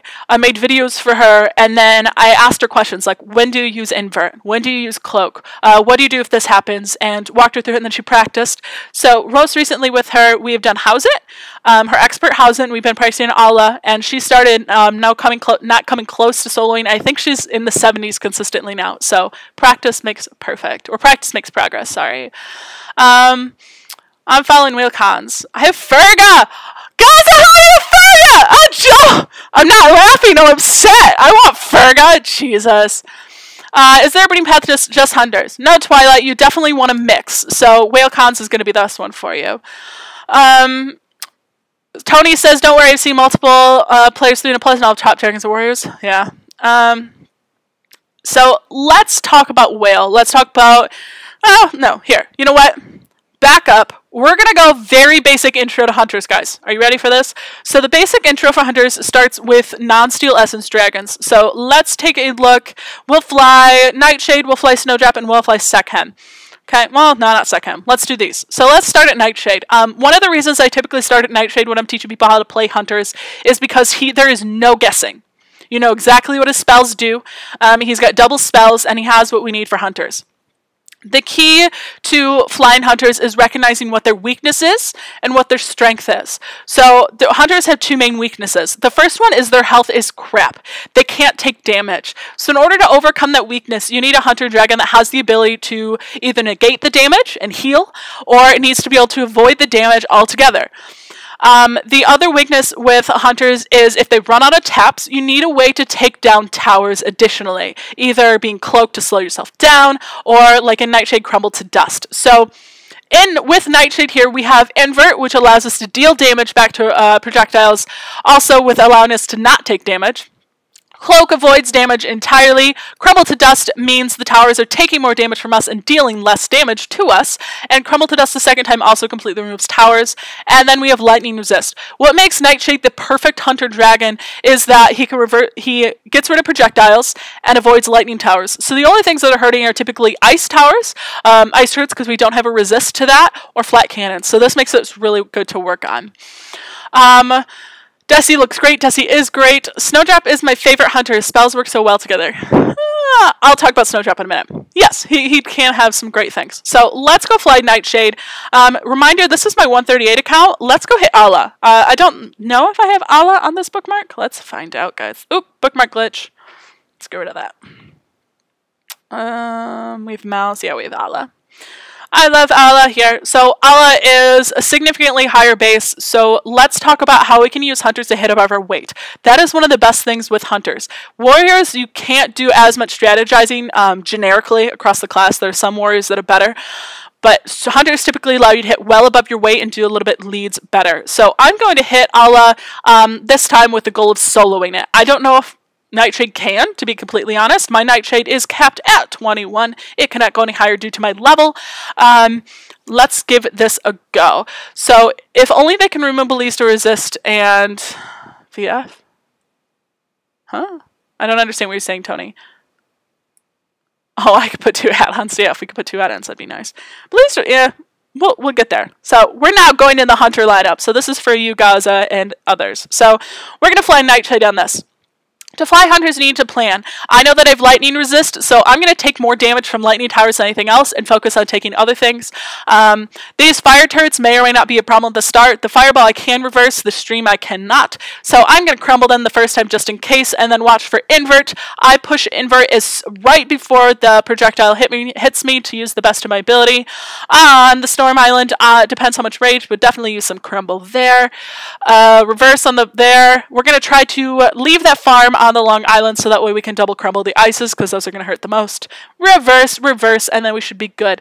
For hunters, I use a combination of 1, 2, or 3 fingers on my right hand, and my left hand is always hovering over spells so I can tap cloak or invert at the very last minute if necessary. So my main is not coming with me. I'm going to put my phone off to the side so it's not distracting me.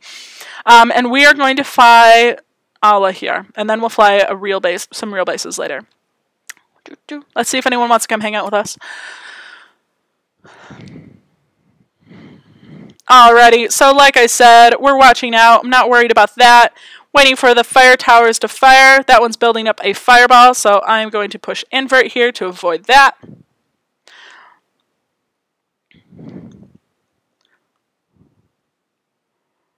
Invert the Treb super shots. Now, even though the lightnings are doing less damage, what I'm doing is cloaking to take as little damage as I can and building up my hunter bar so I can do more taps. And as soon as I'm right over the top, I will start doing some double taps. No! I think I missed a lightning tower. Damn it. So we have a lot of rage. Precast crumble to build up some more rage. Tap here. Get these towers down. Invert. I should have inverted sooner to get that archer down. There we go. Coming around, I know we have projectiles on the front, so I'm not going to bother using invert here. I'm going to use these projectiles and try to get it back at them. I'm going to double cast crumble in the back, though, because crumble is what is going to hurt me the most. Farm at the last second. We should get some music on the stream, like some epic battle music, other than like the War Dragons music. The War Dragons music has a really bad glitch in it that I hate that's bothered me for forever because I'm really sound sensitive, which is there's the battle music and at the very end the victory music counts as a sound effect and it like goes over, so these two musics are playing clashing at once. So projectiles again, invert is our friend. Double cast crumble here. There we go, so that's level 21 Nightshade. This is on all of the XP base. So using cloak as a way to build up more firepower and things like that. Typically, yep, and I missed that lightning tower by a sliver. Typically, with hunters, when you're attacking, the firepower is what's limiting you. Instead of tapping when you're at 0 firepower in that slow tap, cloak, build up bars, and then you can fast tap. So you can take down the towers faster and end up taking less damage from them. Alright, let's fly. Let's do Snowdrop next. Let's see how Snowdrop does. So Snowdrop has a completely different set of spells here. Oops, that stuck him. So Snowdrop again does not have Steel Essence, so we don't have to deal with this, but he does have Cloak, again to avoid damage, Healing Mark to negate damage, Crystalline Shield to avoid projectiles, and Ice Turret Resist. So when we do this, the only downfall that Snowdrop has is Snowdrop can't deal extra damage. So this is going to be really difficult. So one of the things we have to be careful of is watch our taps so we're not over tapping and to take down towers a little bit quicker. Whereas Crumble to Dust could give us a little bit more damage help. Snowdrop, that is his downfall. My Snowdrop does have 0 runes on him, by the way. I saved all my runes. I think I have him through Garnet Stone, though. On this, I kind of got Tengu first, and then I got Snowdrop, and I think I got Garnet Stone the very last minute with my ult. So yeah, isn't that a crazy thing? I could finish, in winter, I could easily finish 2 lines, and yet now I'm struggling to finish 1. That should say something. Anyway. So let's get this a go. I'm going to make sure I take the damage from the ice turrets more. I'm going to watch out for lightnings, especially if there's super shots and things like that. Crystalline Shield stops projectiles, a couple of projectiles. It also reduces, I think, by 50% elemental damage. And one of the things to remember with, of course you can watch this later, Gaza. All my things are saved. Gaza, if you haven't already, give a check-in on Rulif's website. On our website, under basic guides, I have several videos for hunters. So I have a lot of Nightshade videos that I cover. Oh shit, this healing farm crap. I have several hunters that I cover, as well as how to lead for a solo with a hunter versus how you can lead for a war hit. Yep, Snowdrop didn't do nearly as well. So it was the ability I couldn't take down the fire turrets, unfortunately. Those fire turrets kept rehealing. So yeah, check the Rulith website, Gaza. I do have some some interesting videos up there. I have 2 on Cloak, basic guide. I have Steel Essence stuff. And I can make some other videos, so if you guys have requests there, I'll put them up on the page as well. Hey, Persephone, thank you for the follow, boo. So, Snowdrop isn't my favorite dragon. I think he has pros and cons, but unfortunately the ability not to deal more damage I think is more limiting. So Snowdrop does really well against bases my level, but as soon as I try to hit higher, he is very limiting. Let's move on next. Let's talk about Sekhem. No, let's do Whale first. We're going to do Whale on Mauls. So Whale Nar here is a green legendary. He just has a couple of rare, common and rares. Things on him here.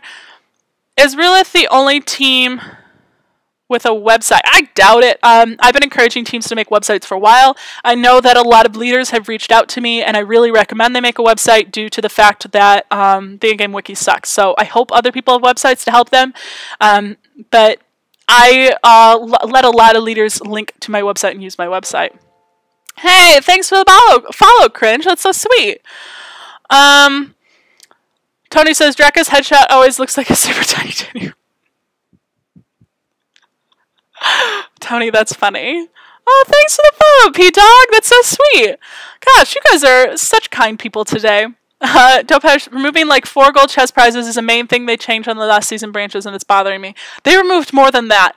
I think what's the biggest change for me, because they added the prizes back to that last Emerald Stone claim, the biggest changes for me is the ways we earn sigils are much drastically changed this season. It's much harder to earn sigils, and no matter what PG says, oh, we increased them. No, you didn't. You didn't increase them for free players. You increased them for whales. So that's really unfortunate. So I just, yep. Anyway, so this is Mouse. This is 212. This is my max XP. We're gonna fly Whale on this. I have a video, I think, flying Whale, talking about Cloak. So things to remember about Whale here. If you've never had Whale before, we have Lightning Resist, love it. We have Cloak, Sacrifice, and Steel Essence. So let's talk about Steel Essence. If you've never flown with Steel Essence before, you have to know that certain towers you destroy give you certain spells. And it only works in a very particular way. When you see the Steel Essence logo, which is that gold claw, that means Steel Essence is passive. As long as Steel Essence is passive, the next tower you destroy is what spell you're going to get. Unless you see that little claw, that's the only time you're going to get a spell. If you have something else there, instead you have to use that spell first before you can move on to the next. Some great spells that I really recommend getting include, from the Storm Tower, you get Invincibility Shield. From the Trebuchets, you get Freeze, which is turned into a great spell now. From Ice Turrets, you get Havoc, which can help you with farms especially. And then pros and cons. Fire Turret will give you Spell Flux, which is okay, depending on the situation. Flat Cannon will give you Lockdown, which sucks. Cannon will give you Stone Skin Shield, which is no one's friend. Lightning will give you Chain Lightning, which can be helpful. Ballista gives Wind Wall, and Archer gives Fireball. I typically avoid picking up Fireball from an Archer just because of the simple rage cost. It's a lot of rage, but so this is some Whale. Let's see how we can use our environment to play to our advantage. So this is a Legendary Gold Dragon, so it is a lower tier dragon for me, and it's hitting 212. So you can expert this dragon a lot sooner than that. So instead of picking up Cannon, I'm going to pick up Spell Flux. I'm going to use it right away while I have a lot of rage. Pick up Invincibility Shield, and then Cloak to avoid that Fleck if it were to fire. So when my projectiles are in the air, I can Cloak to avoid taking damage while those towers will still take damage from me. I'm going to use Invincibility Shield right away. Get rid of those. Take down this ice. You get nothing for destroying perches. So out of these two, one will give me Rejuvenate, the other will give me Cure Poison. I chose Cure Poison because it was less rage, and then I'll be able to pick up something sooner. And again, I'm going to pick up Invincibility Shield there. And coming up here, I'm going to want Chain Lightning, so see if I can get this down first. Chain Lightning, Cloak. freeze, and we're going to pick up Spell Flux here. So you can see as soon as it freezes, it turns back to passive, so I can pick something else up. The great thing about Whale is if you accidentally pick up a higher rage cost spell, you can use Sacrifice, which gets rid of some of your life, but you can get some of it back by using whatever spells. So every time you kill a tower 2, as long as it is Steel Essence is passive, you also get Rage and whatnot. So watch my health now, it's all green. Watch what happens when I pick up a spell. Oh, shoot. We'll still do that. You can see I gain that little bit of blue health. So every time you kill a tower when it's passive, you get a sliver of health and a wee bit of rage too. I did not use my freeze wisely. I was so excited to talk about the health gain. Saving my taps so I can kill it a little bit faster.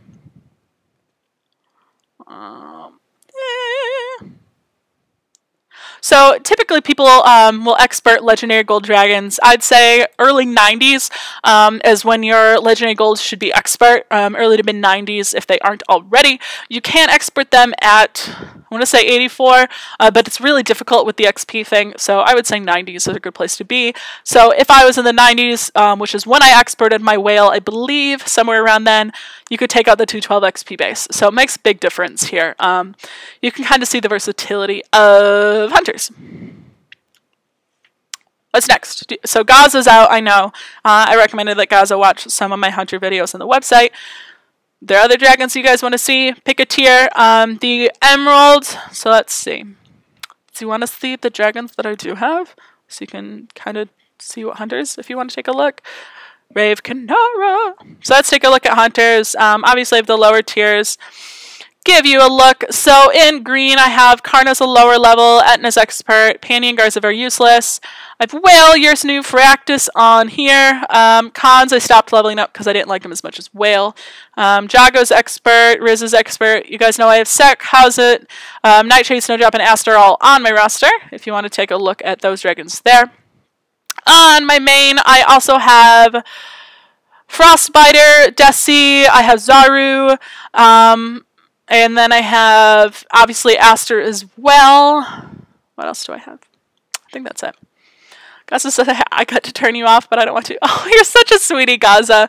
I'm here every day, by the way. Unless War Dragons is streaming during my stream time, in which I host them. I'm here every day, yo. So tomorrow, are we at 1 o'clock tomorrow?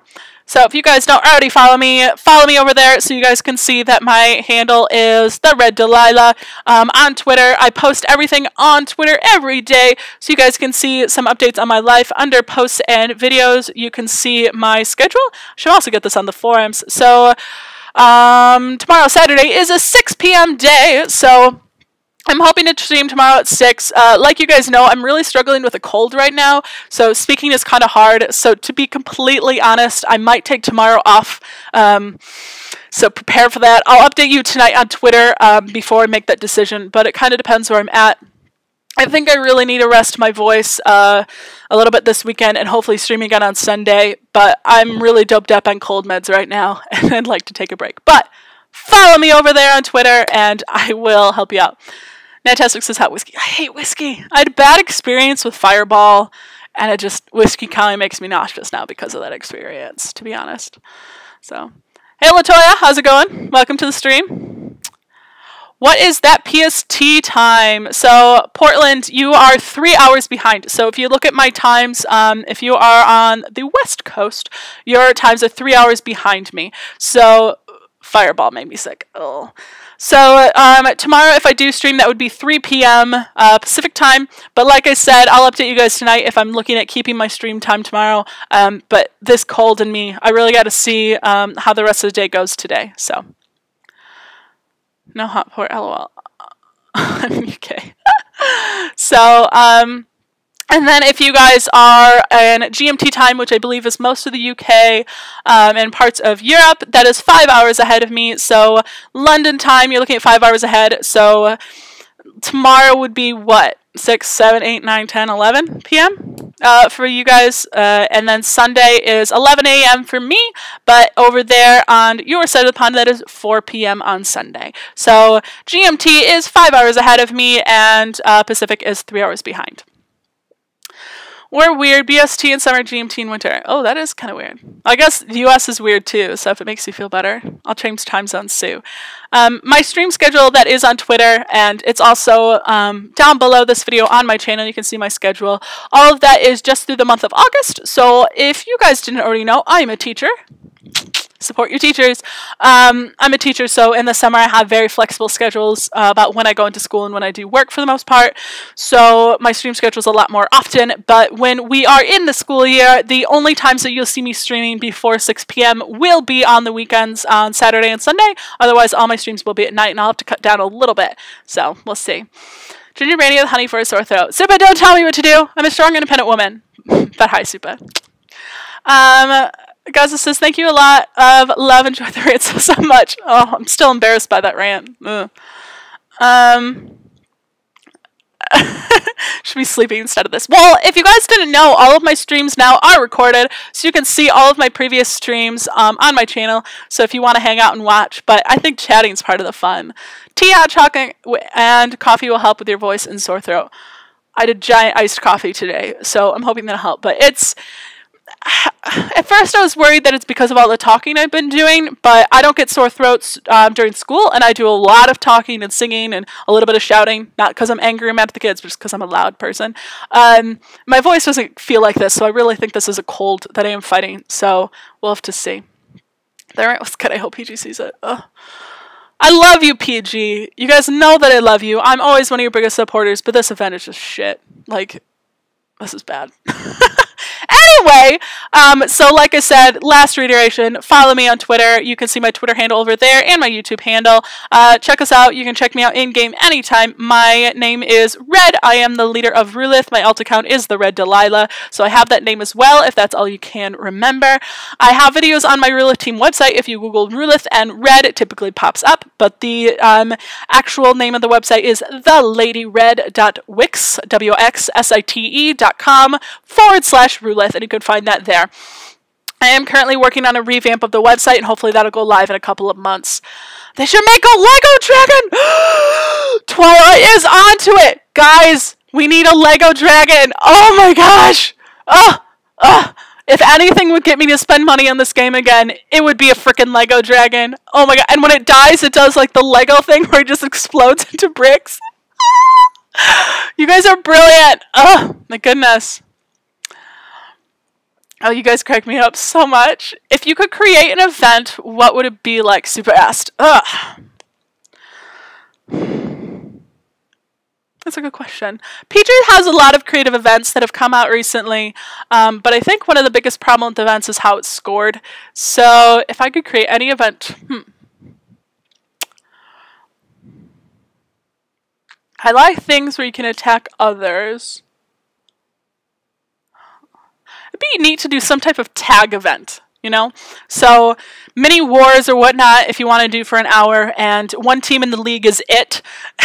And so if your team is it, then you have to like beat another team in like a mini war to not be it.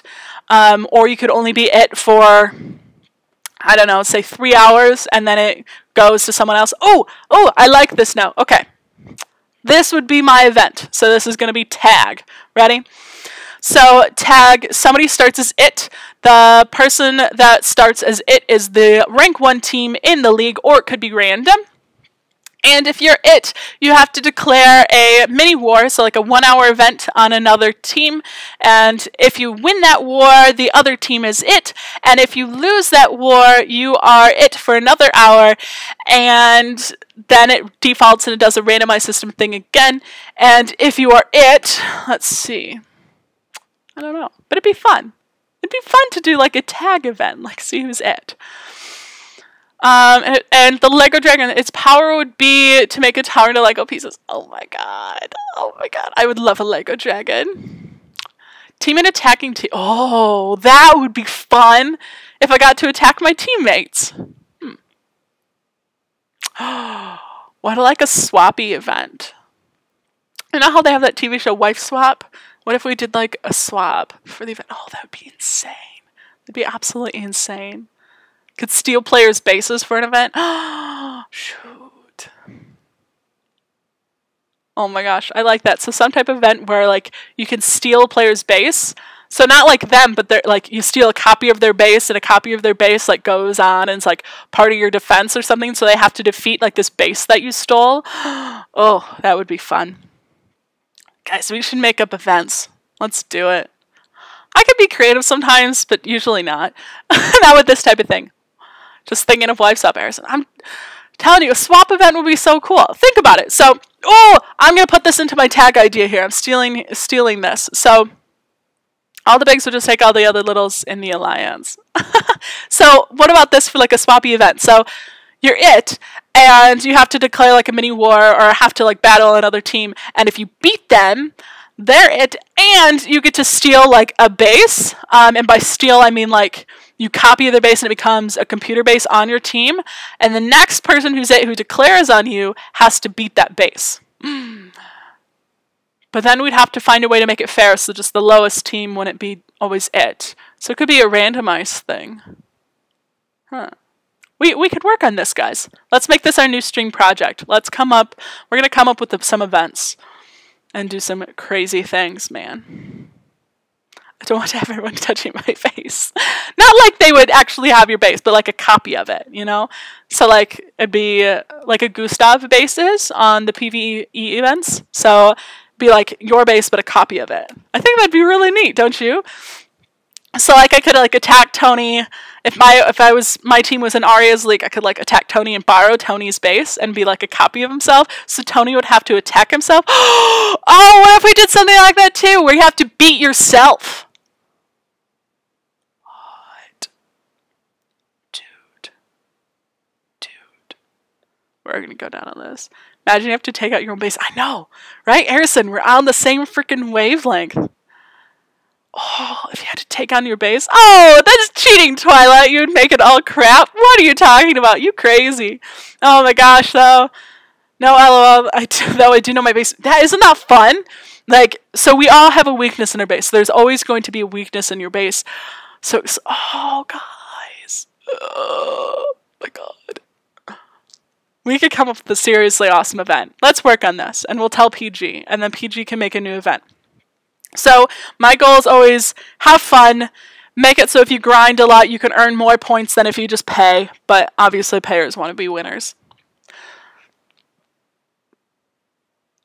No, but it can be defended. Yes. Yes, yes, yes. Either the AI system or your teammates. Or like if I stole like a copy of your base, Tony, and you had to hit your own base, but the other team could... So, like, if Rulith copied Tony's base and, like, stole it and, like, made that our stolen base or whatnot, Tony would have to attack himself, but we'd be defending him attacking himself. Ah! Oh my gosh, that would be so much fun, guys. Look at this. We are badasses, yo. We're absolute badasses. I like this. I like our back and forth. We're some clever freaking people. Okay, so, let's do stuff. Does anyone want to see another dragonfly? You can pick an account, and we can talk a little bit more on hunters if you want. Or do you want me to go back in the event, or can do XP runs? A couple more minutes here on the stream. So if you guys have something particular you want to see, let me know. In theory, we know what's wrong with their base more than most. Very true. Yes, we have to make this. And a Lego dragon! I am so all over this Lego dragon. I don't think you guys realize how much I think Lego games are the shit. I freaking love Lego games. And to those of you who are sending me videos of Lego games, thank you. My husband thought I was crazy, but I love Lego games. Lego games are like the best game on the planet. We have to make a Lego dragon. This is me, and I'm like, oh my God. Okay, calm down, Red. It's okay. We'll be okay. Okie dokie. So, sorry about that, Lego. Why are you sorry about that? Don't apologize. Jeez. You guys are so crazy. I want to draw a Lego dragon now. Twilight, go draw a Lego dragon for sure, and then come share it with us on stream next time. This makes me want to play a Lego game after the stream. Harrison, gotta do it! Go play a Lego game. I personally am loving Lego Harry Potter. Lego Batman looks awesome. Yeah. Harrison, you could draw it. Go draw a Lego dragon. If you could, okay. Here's our challenge for us streamers. Are you ready for this? If I want you to draw a Lego dragon, if you're into it, if you are visually, like if you can just draw more than a stick figure. I'm a stick figure person, but I'll see if I can give this a go. Draw a Lego dragon, and if you could give it any type of spell you wanted, brick based, so based on the dragon, what spells would this Lego dragon have? What type of dragon would it be? Sorcerer, hunter, warrior? Let's do this. This is our new thing for the day. Lego dragon is our stream theme now. Yes, a Twilight, I love this idea. Lego dragon. And when a Lego dragon dies, it explodes into pieces, and those pieces would do damage to whoever they hit. See? Latoya's on this! Man. Guys, we're all over this. So, this is what we're going to do. Please make sure you follow on Twitter, the Red Delilah, and if you draw a Lego dragon or if you come up with a set of ideas or things like that, tweet it at me, yo. So at the Red Delilah, and then I'll retweet it, and I'll make sure War Dragon sees it, and we gotta make this Lego dragon thing come alive. And if you draw a picture, please tweet a picture at me, man. I really want to see these pictures of Lego dragons. This is gonna be freaking awesome. So, Lego dragons, design a dragon competition 2.0. Theme is Lego dragons. I'm more excited than you could possibly realize. So, no more sharing your Lego dragon ideas. This is what we're going to do. Post it on the forums if you want, but tweet it at me at the Red Delilah, and I'm going to tweet War Dragons, and we're going to start a theme. So, we got to get on this, man. I'm super pumped. We're going to have a Lego dragon. Let's get this shit started. I'm so pumped. We're going to have so much fun with this. So, we have to end on a positive note. It is time for the stream to end as well, I believe, according to my schedule. Let's make sure I don't break it. Because I would feel terribly if I said I was going to stream for like 1 billion hours, but then I only stream for like 1.5 billion. Wouldn't that be awful? Would you be mad at me? I'd be mad at me. Alright, let's see. Nope, I have the stream going. Oh, I have the stream going for 2, so technically I have an hour. So, let's do this. I am going to take a break. I need to get some water. I need to rest my voice for a second. And then we'll come back and I'll do some XP runs and we'll do some general hanging out. So if you want to continue hanging out with me, start your Lego drawing idea, get drawing out, get a pad of paper out while you watch the stream and we'll hang out. In the meantime, I'm going to get another drink and then we'll hang out and do some XP runs. So, shh, copyright, shh, Harrison, shh. We'll call it the Brick Dragon. To avoid copyright. Okay, so I will see you guys in a few minutes. I'm just going to take a quick break and then we'll do some more flying. So, see you shortly, okay?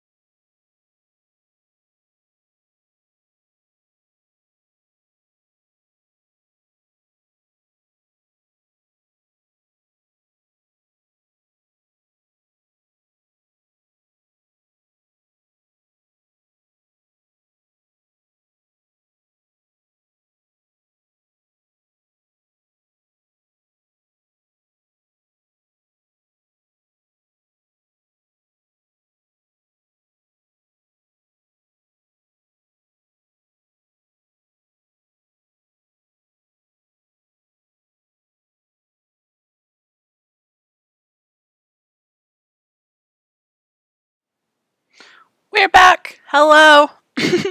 I took care of the dogs a bit, got some more cold coffee, and now we're back. So I'm super excited about this Lego Dragon thing still. So I expect to see some stuff. I'm not a super great drawer, but I'll definitely design some spells and things. I'll draw. But this is, I can make it all made out of bricks, so I can make it square, so I can use a ruler. Oh, that would be so wonderful. I like rulers. Okay, I'm getting really chilly in my house. It's another reason I think I'm getting a cold. Like cold. I'm in a blanket. It's a summer in Midwest, U.S. Like, what am I doing? The air is even off. I'm crazy. I tell ya. So, welcome back, guys. We have a little bit of time left on the stream, so if there are things you want to see, please holler at me. In the meantime, I'm going to continue using my event runs as XP on my alt, my 138. So, Droop says, Lego's website has a digital designer application so you can build a dragon on your computer. Guys, oh my gosh, we're doing this. So, Droop just got rid of any chance that we're doing something different. I'm going to look this up after the stream. I'm going to post the link on my Twitter, and we're going to get this done. This is going to be fantastic. Twilight says, can I make it in Legos and then take a picture of it? I hope so.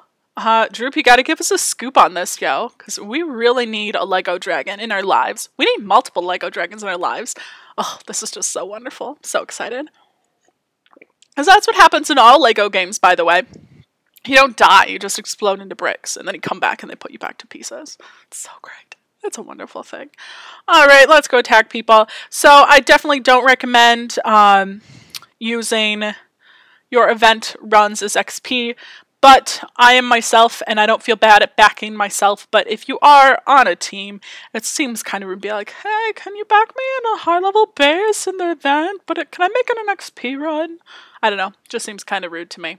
So here we are, basic, super, mega. Super attacks are worthless now. Mega attacks, if you like to spend lots of money on digital things. Voted on this rant, so. Droop just gave us a link, so click that link up there in chat, and let's get that going. Lego Designs, man. Open that in a new tab, and we're totally going to get this going.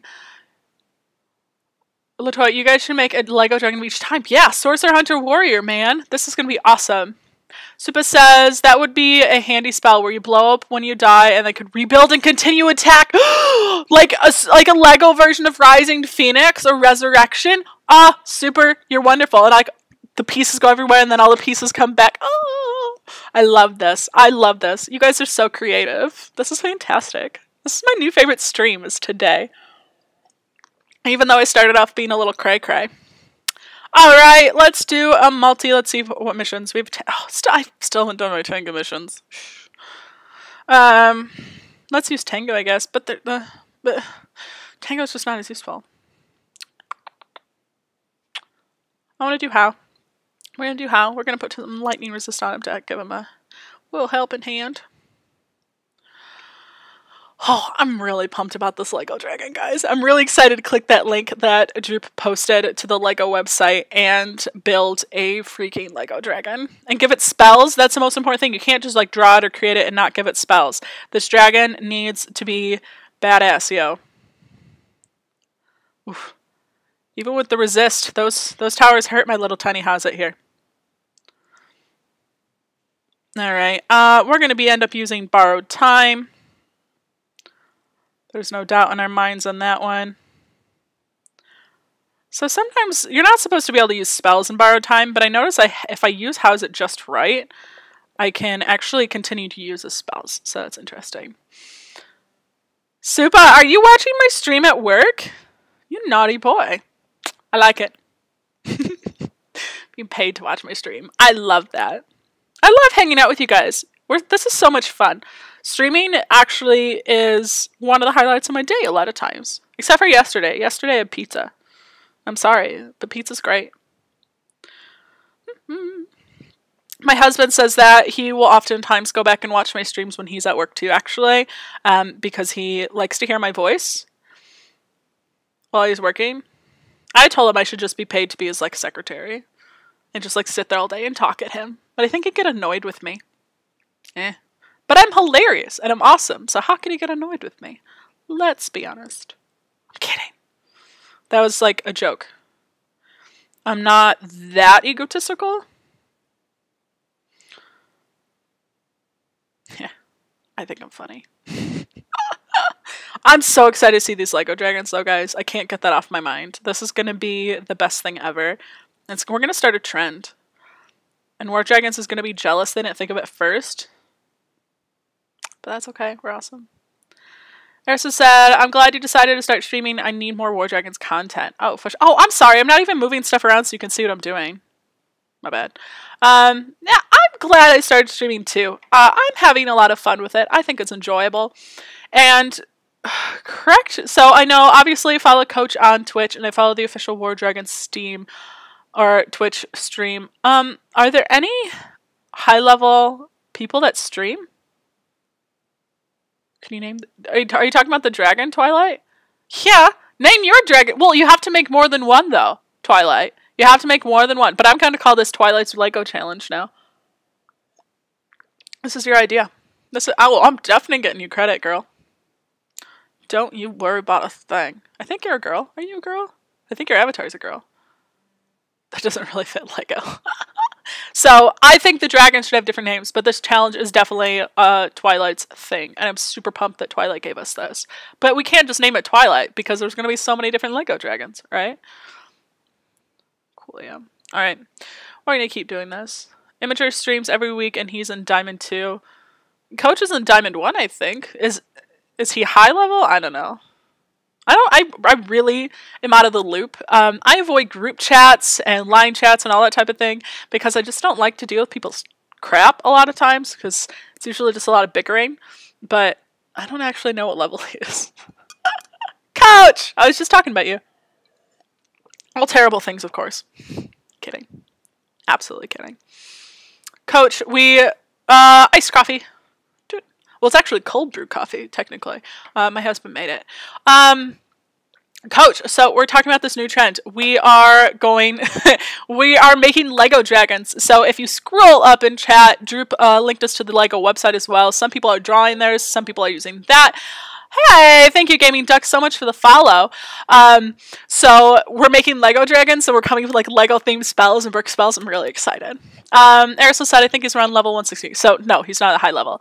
So is there anyone that streams War Dragons that's in the 200s? Or like an Emerald tier or anything? I'm just... Hold on, I have to work on my political words. This is one of my weak points as a communicator.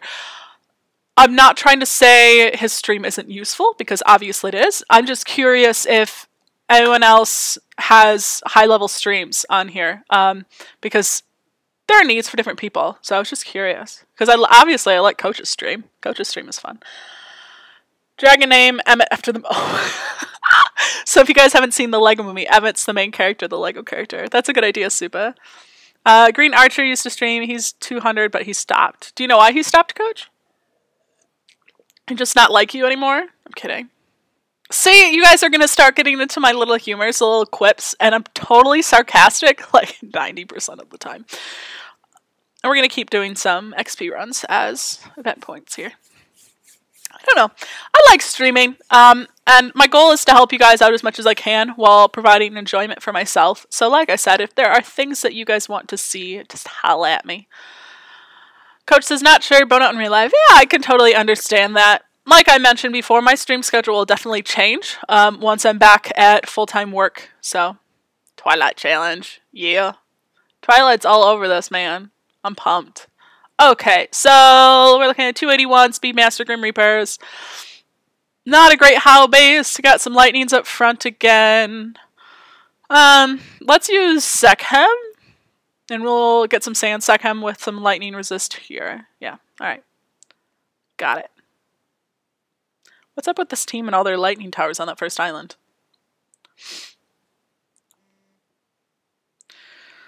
My main is joining. Harrison says, I want to learn more about the gang of these streams, definitely helps, so thanks. Yeah, I'm happy to. I do tend to have like an old school perspective on the game because I've been playing it for a long time, and so a lot of times my perspective can be the old school way, but it's good to learn more and have different perspectives. The more perspectives we have in life, the more well-balanced of a person, and in this case, a player, we become. So that is my personal opinion. Obviously, you do not have to share an opinion with me. I just moved. I'm still getting situated, so I can't stream right now. LOL, but I can watch. Hey, I'm glad that you're watching, Coach. We're hanging out together. Did you have a good moving experience? I know a lot of people, moving is not a fun time. Ah, damn, that super shot got me. But I hope it was a positive experience. I personally don't like moving. When my husband and I moved into this house, it was not fun. I don't like moving. Nadtastic, silly question, but does anyone know how to delete a subpage on a Team Wiki? Yeah, I can show you that in just a second, Nadtastic. So that way I don't have to just walk you through the instructions, but I can show you real quick. So it depends. Nadtastic, are you a leader of your team? Are you an officer or a member? So that makes a difference when you're deleting things, so I can show you things. If you are the leader, you can do anything to the wiki. If you are an officer and somebody else created the page, the leader might have to delete it, depending on what the settings are like, and I can show you that in a second as well.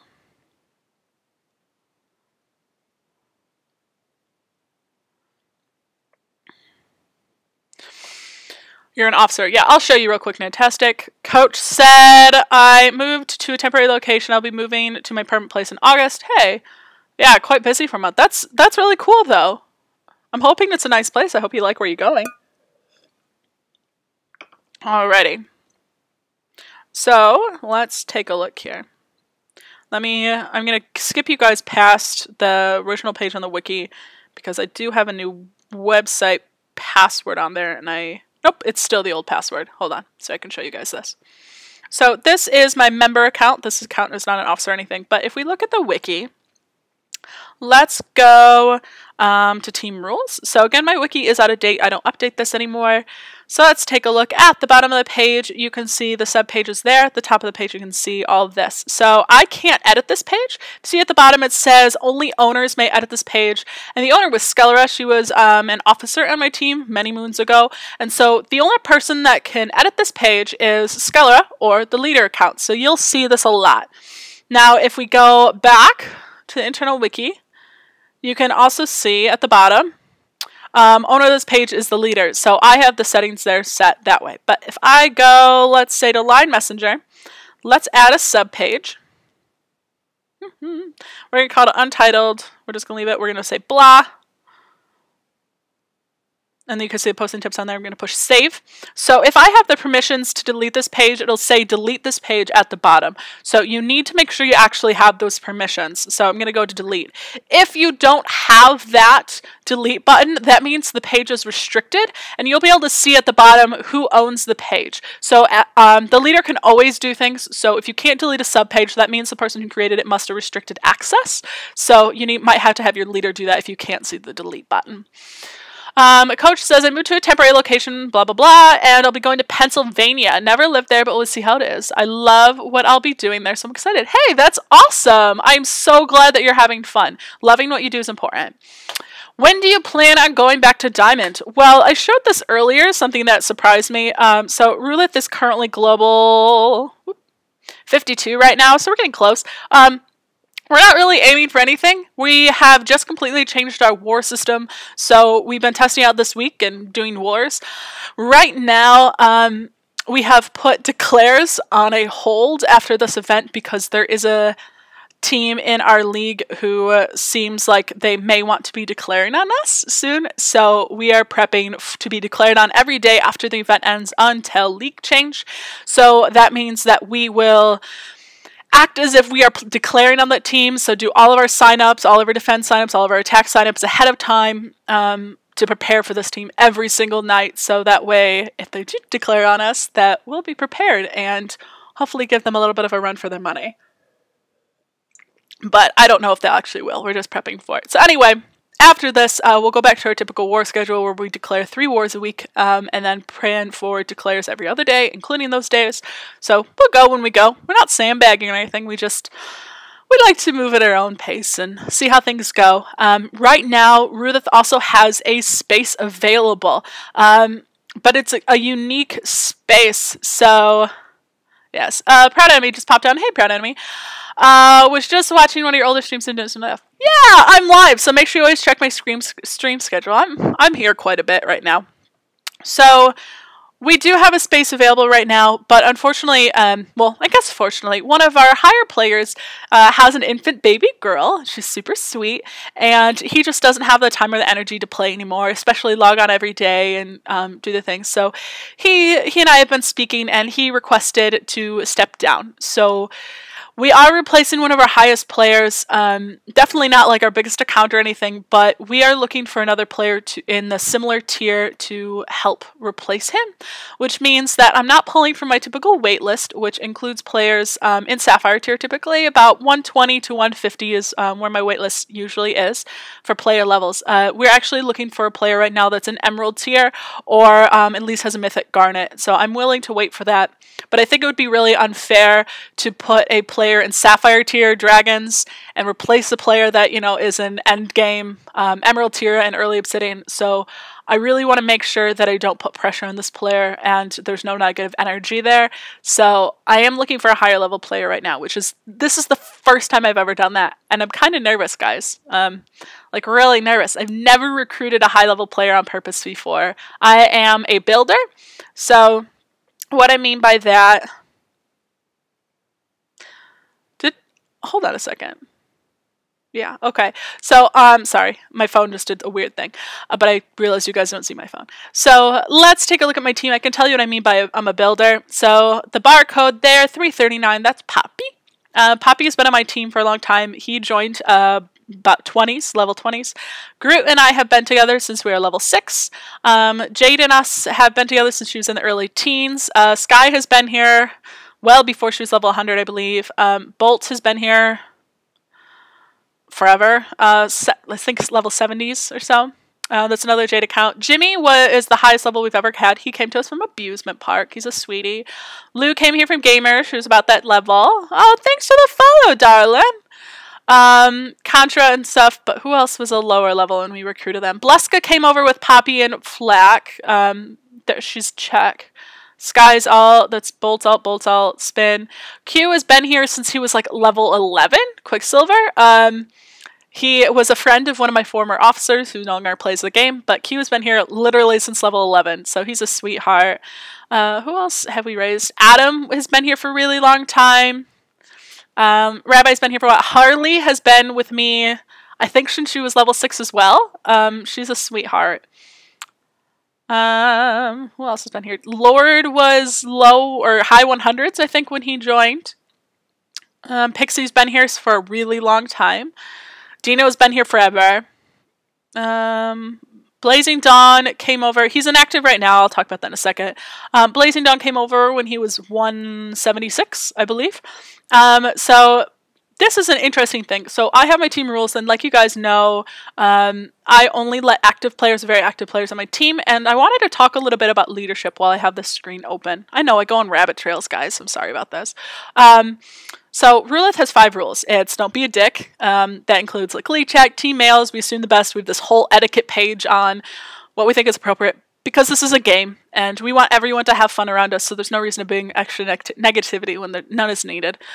So don't be a dick. You have to remain active, which means active or very active status at all times. You have to earn at least 150k medals a week. Weekly medals are broken for many of our accounts, which means I track total medals and then do the calculations on the spreadsheet. Welcome back, Gaza. You have to do all of your wars using our Warflames, our war system, and you have to be an adult. We only allow players 18 and above. Our youngest player is 21, and our oldest player is now... Actually, I don't know both of their ages. We have a couple grandmas on the team and grandpas and stuff, so we have a really big spread. So those are my rules. Don't be a dick is very black and white. If you're an asshole to someone, I'm going to kick you. Pretty quick. And if you toe that line, like you're kind of rude, I talk to you privately, but if it builds up and it doesn't get better, I typically remove you as well. For low activity and below, if you're low activity, I send you a mail and give you 24 hours notice and to bring it back up to active. However, Blazing Dawn has an inactive status. I know he comes on every day, so I'm not worried about that. But he is currently finishing school, so he has his exams next week, I believe, and so he checks in with me every day online and we chat. But I let him have this inactive status, and the reason behind it is this. Blaze has supported us so much. You know, he is obviously a much larger player. He hasn't been playing for that long. He is a spender. But that's not why I keep him. I keep him because he has given so much for the team, and he backs a lot of people and does what he can, and he communicates, and he's such a sweetheart. And he actually told me that he was okay if we removed him from the team for a while.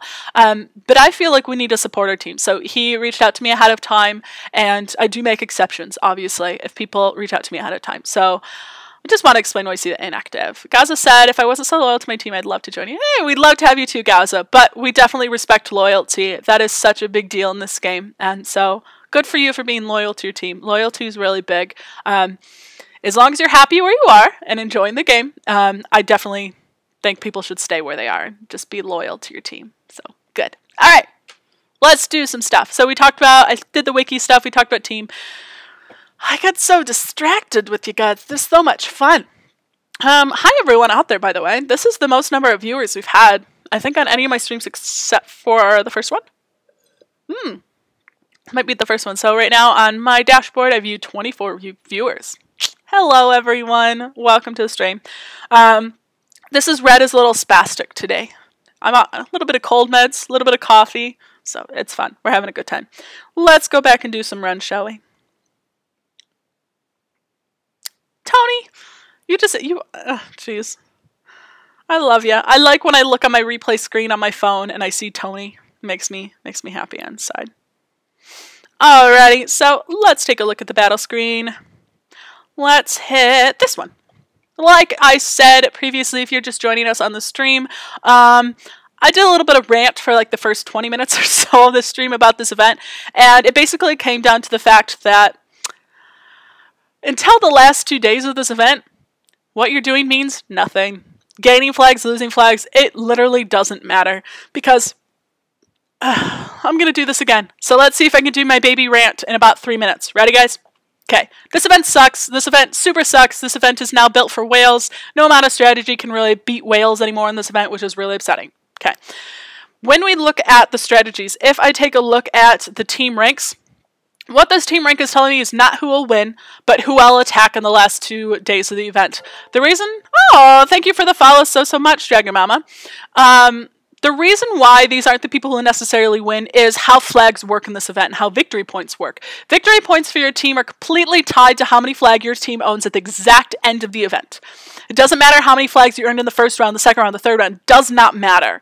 The only thing that matters in this event for team rank is how many flags you guys have at the very, very, very, very end of the event. So right now, Rivet has like no flags. And to me, what that translates as people aren't going to attack us because our flags are basically worth nothing right now, because we are ranked like what, 20?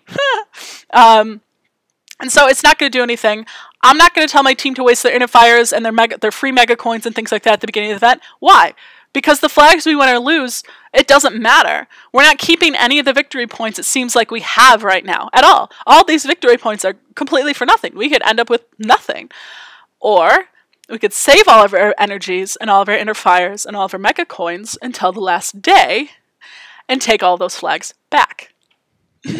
So that's kind of our strategy. Also, I won't ever tell my team to do something that I'm not willing to do. And I'm not willing to push myself on an event that's clearly weighted towards spenders and clearly weighted against a majority of my team, because I will never ask my team to spend. I ask for activity, I ask for loyalty, and I ask for kindness. And I'm not going to force my players to waste everything they have. So this account does have a lot of energy packs. My main account has 3 energy packs, so I'm not pushing hard on this event at all.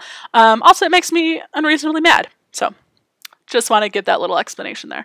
Let's attack some people. So when I pick targets, I always follow myself with my main, so that's why I typically pick higher levels. I do still try my best and do what I can to get through.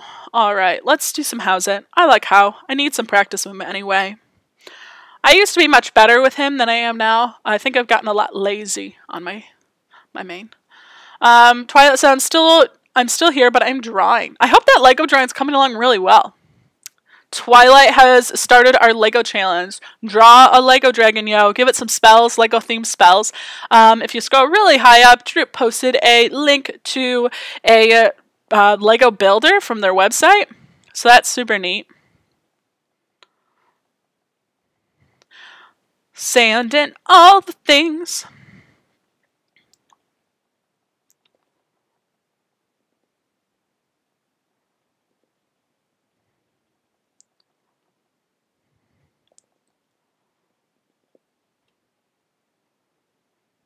There we go. We got a good chunk ready for the lead here.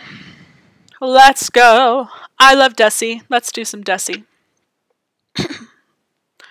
My throat's really getting bad, guys. Super shot, but I managed to dodge in time using cloak. Desi's such a pretty dragon. Looks like a little hummingbird. Alright, so I'm going slow on this island. I'm going to take out the back first because those front ones are indeed sanded. So avoid taking damage. I'm going to attack as soon as I'm right over it. Couple of taps. Move on. So when I'm flying both accounts at the same time, I'll tend to look ahead and see what we're looking at. So only level 35s. So I'm going to take out the mage towers first in this instance to make my life just a little bit easier. Wasting rage because I'm not concerned about finishing this base now. This base isn't particularly difficult for an expert Desi.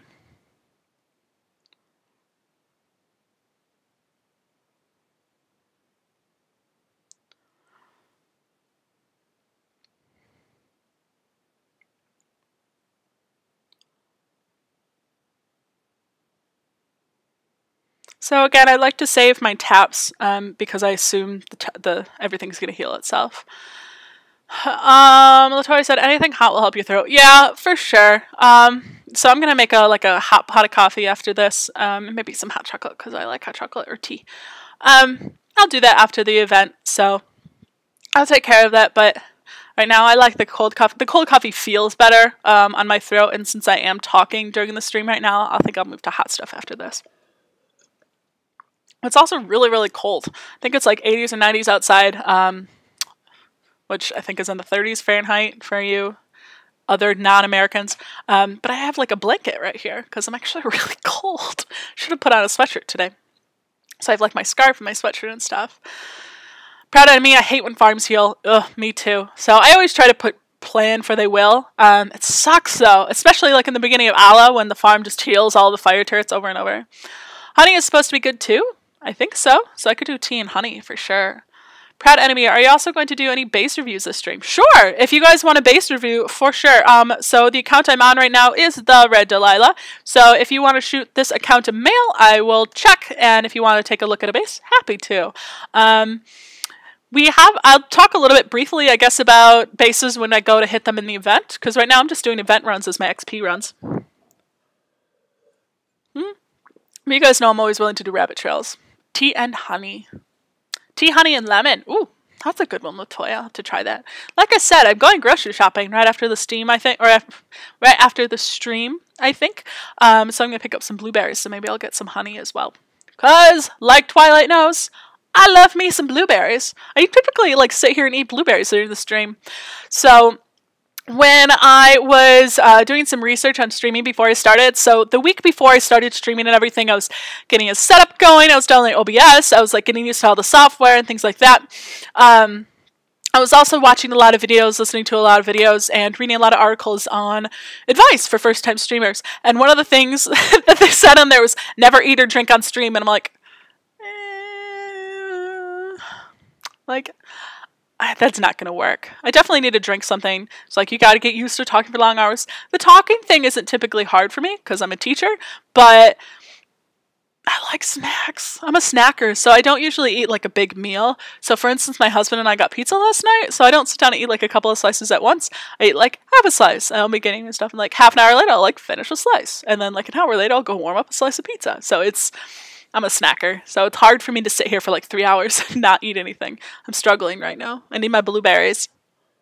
Proud enemy sent me a message. Alright.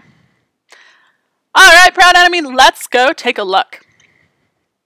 So this is Proud enemy. He is level 95, 1.42 million defense power here. So before we get started, I want you people in chat to point out some positive things that you see about Proud Enemy's base. So look at the tower levels, look at the spread, look at where things are placed. Take a look. So I'm going to take a look as well, but instead of walking you guys through my thoughts right away, I'm going to see people in stream can point out some of the really good things about this base and some great things that we're excited to see. So go. Proud Enemy says people get paid to eat on stream. I think it's called mukbang. What? Is that a thing? That sounds like a made-up word. Alright, building is a 26 lightning on the home island. So the empty space over here says is a 26 lightning. Rage Drain Island is good on a short base. Exactly, Netastic. I agree 100%. Dopesh said lightnings aren't back. I also agree. Lightnings are back because they have the longest reach. Good storm tower placement. The storm tower is covering a lot of things. What else? Any other good things? We have a short base, also a good thing. Yeah. What else? What else? What else? Look at it. Look at his tower level diversity. What do you see? Give it a few more seconds because I know that I speak ahead of stream, so I'm quite a bit ahead of you guys. One more thing. It's regarding his tower levels. I guess there's a mage thing you could point out too. High towers are together. Stronger towers in front. All right, I love it. We've touched a lot of the main things. So there's a lot of higher level towers that are grouped together, which we love to see, and higher level towers are in front. I see some great storm placement. I love your mage placement here. Let's talk a little bit on some things that we can just do some switches. So Flak on Short Island is well placed. I actually disagree. So let's talk. I want to talk you guys through a little bit of my own personal base things. I'll explain why, and then we'll touch the flak very last. I'm going to probably talk about the flak every time I do a stream, and I'll show you my own bases and kind of show you why. So let's take a look here. So I see that 22 cannon in front there, Tony. I would strongly consider you change, or not Tony, sorry, Proud Enemy.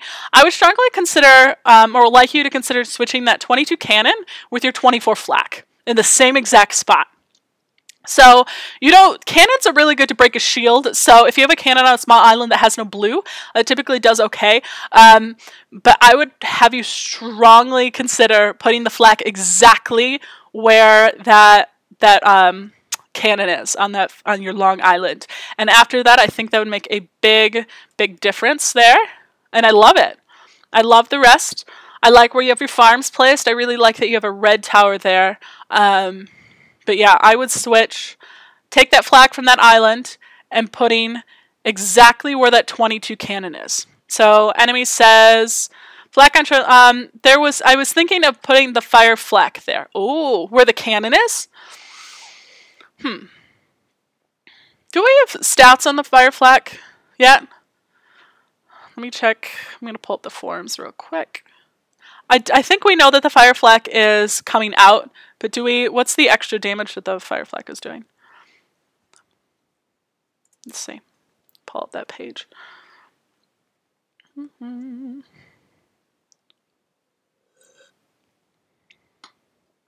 Let's see.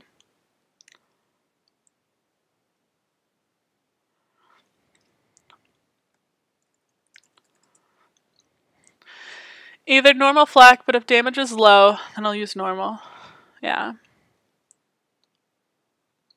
So there's a lot of talk on the forums about what shards and stuff we want fire flaks to see, but I'm not seeing what the special attack is on the fire flak.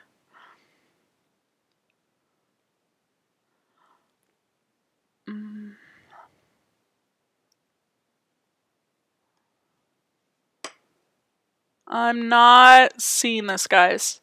If anyone sees more information about the fire flak or what it does, let me know. We know that it's coming out, but I want to know what it does. In the meantime, I would put your flak there, and this is why, Proud Enemy. Putting the flak on the Long Island in general.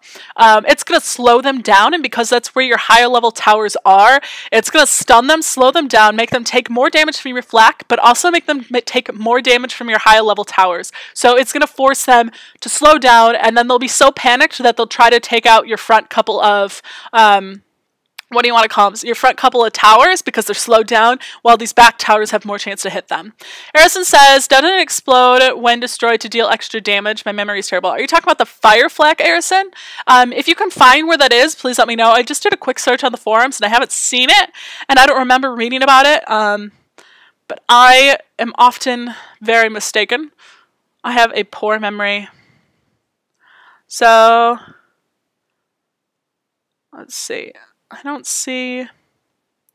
see a lot of conversations about what's used to build it, and they're talking about maybe adding elemental frags in for fire turrets, like the fire turret frags. When flak fire dies, it explodes and deals damage to a dragon. So okay. I was in the latest update there. You guys pay way more attention than I do. I'll have to double check that again. Is my flak high enough to last in the middle island? I think so. I mean, it's 24 compared to your high-level towers, which are 27 right now. Give it a go, for sure. Flaks do a lot of damage, and the worst you could do is realize that you don't like it. So, uses elemental charge just like Dark Flak, no deals on damage. Yeah, hostage. So, everyone's saying the same thing, it seems like. So, they have to have an update there where it, explodes and deals more damage to the thing. Due to what you already have on your long, I would definitely recommend putting your Dark Fleck there, because it'll take you a while to get your Fire Fleck built up anyway, and then we can have more information. You could always move it back. I would put that fleck there, and in the exact spot. So, otherwise I like the base. I think the base setup's pretty good. I would lastly recommend switch this blue and the red there. Put the red in the center and the blue in front. Gives them less of a chance to get off some blue spells, like they could Havoc for a couple of taps, or Thunderstorm. Put that blue up front and switch the red. Let me go take a look at my main base real quick, and I'll show you about my flak conversations, because some of you are new to the stream, so you may not know my personal opinions on flak towers. So this is my main base here, 251 red. Let's see, an update here from Arison in chat. So same range as Archer and Cannon towers, but with significantly higher damage. Can't see any numbers. So once we see numbers, we can make some things. Super Shot causes the dragon to burn, which reduces the dragon's regular attack damage for a certain duration. So it's the same Super Shot as a flak or a fire tower? Really? It's just the same and then it just explodes and deals more damage? That's interesting. Flak should be at the very front of the island where his ice turret is. I agree, or I disagree 100%, hostage. And an island of all mage towers is ruthless. Hostage! Okay, pause for a second. I disagree 100% about flak, and I disagree 100% about mage towers. So I'd like to explain my rationale real quick why. So the mage towers is the rage drain island, and I kind of showed this a little bit with Tony's Canaris as well.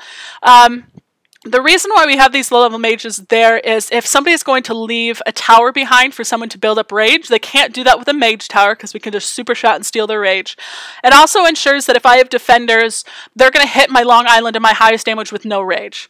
So Paranemy says, my mage drain island allows me to take down 3 level 28 divines. I'm happy to do some stuff with myself. My tower setups are always based on defended. So I don't plan my towers for AI for undefended because AI is completely unpredictable and it does some really things. So undefended, yeah, I don't think a Rage Drain Island does much of anything because it doesn't guarantee the super shots go off, things like that. But when you have defenders, yeah. So hostage, what level are you, if you don't mind me asking? If you are similar to my level, I'm happy to have you hit my base and show you what I mean. But every time people attack me and I'm defending, as long as connection's good, I get 4 super shots off if I want to right away. So, hostage, in just a sec I'll have you attack me, okay? If you don't mind. So, the reason why I like my flak tower... Oh, no! I have to get out of that scream. Okay. I am going to double defend, by the way, because that's how I defend in war. So, I like my Mage Drain Island. Hostage is hitting me. Alright, let's give it a go. So, we'll wait. We'll wait for hostage to hit me. Can you link my Twitter? My Twitter is the same, so if you do twitter.com/TheRedDelilah, you will hit me at my Twitter there. Here come 4 mage super shots for you, hostage. There you go. So, Hostage, I hope that proves my point just a wee bit about that.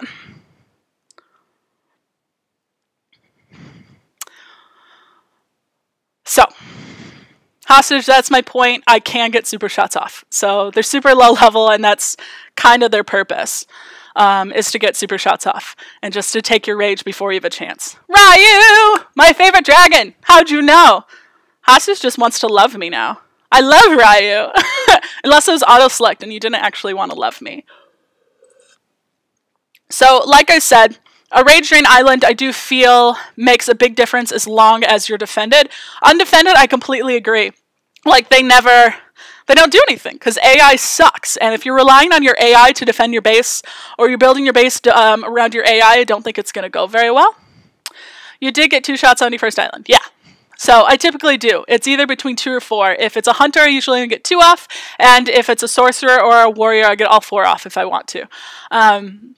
So like I said, it depends. Those super shots go really fast. Ideally, I would really like another red on that island. So that way, because you can still invert those 3. And if you only get hit by 1 red, then you're not taking as much damage or not losing as much rage. So take care of that. Anyway, Rage Drain, I would really like to have 2 red, 2 blue, but I have stuff building right now, so I'll take care of that once I'm done building on this account. Flak tower placement. Let's go back to this. So the reason why I have my flak tower here is because I, again, build my base about defending.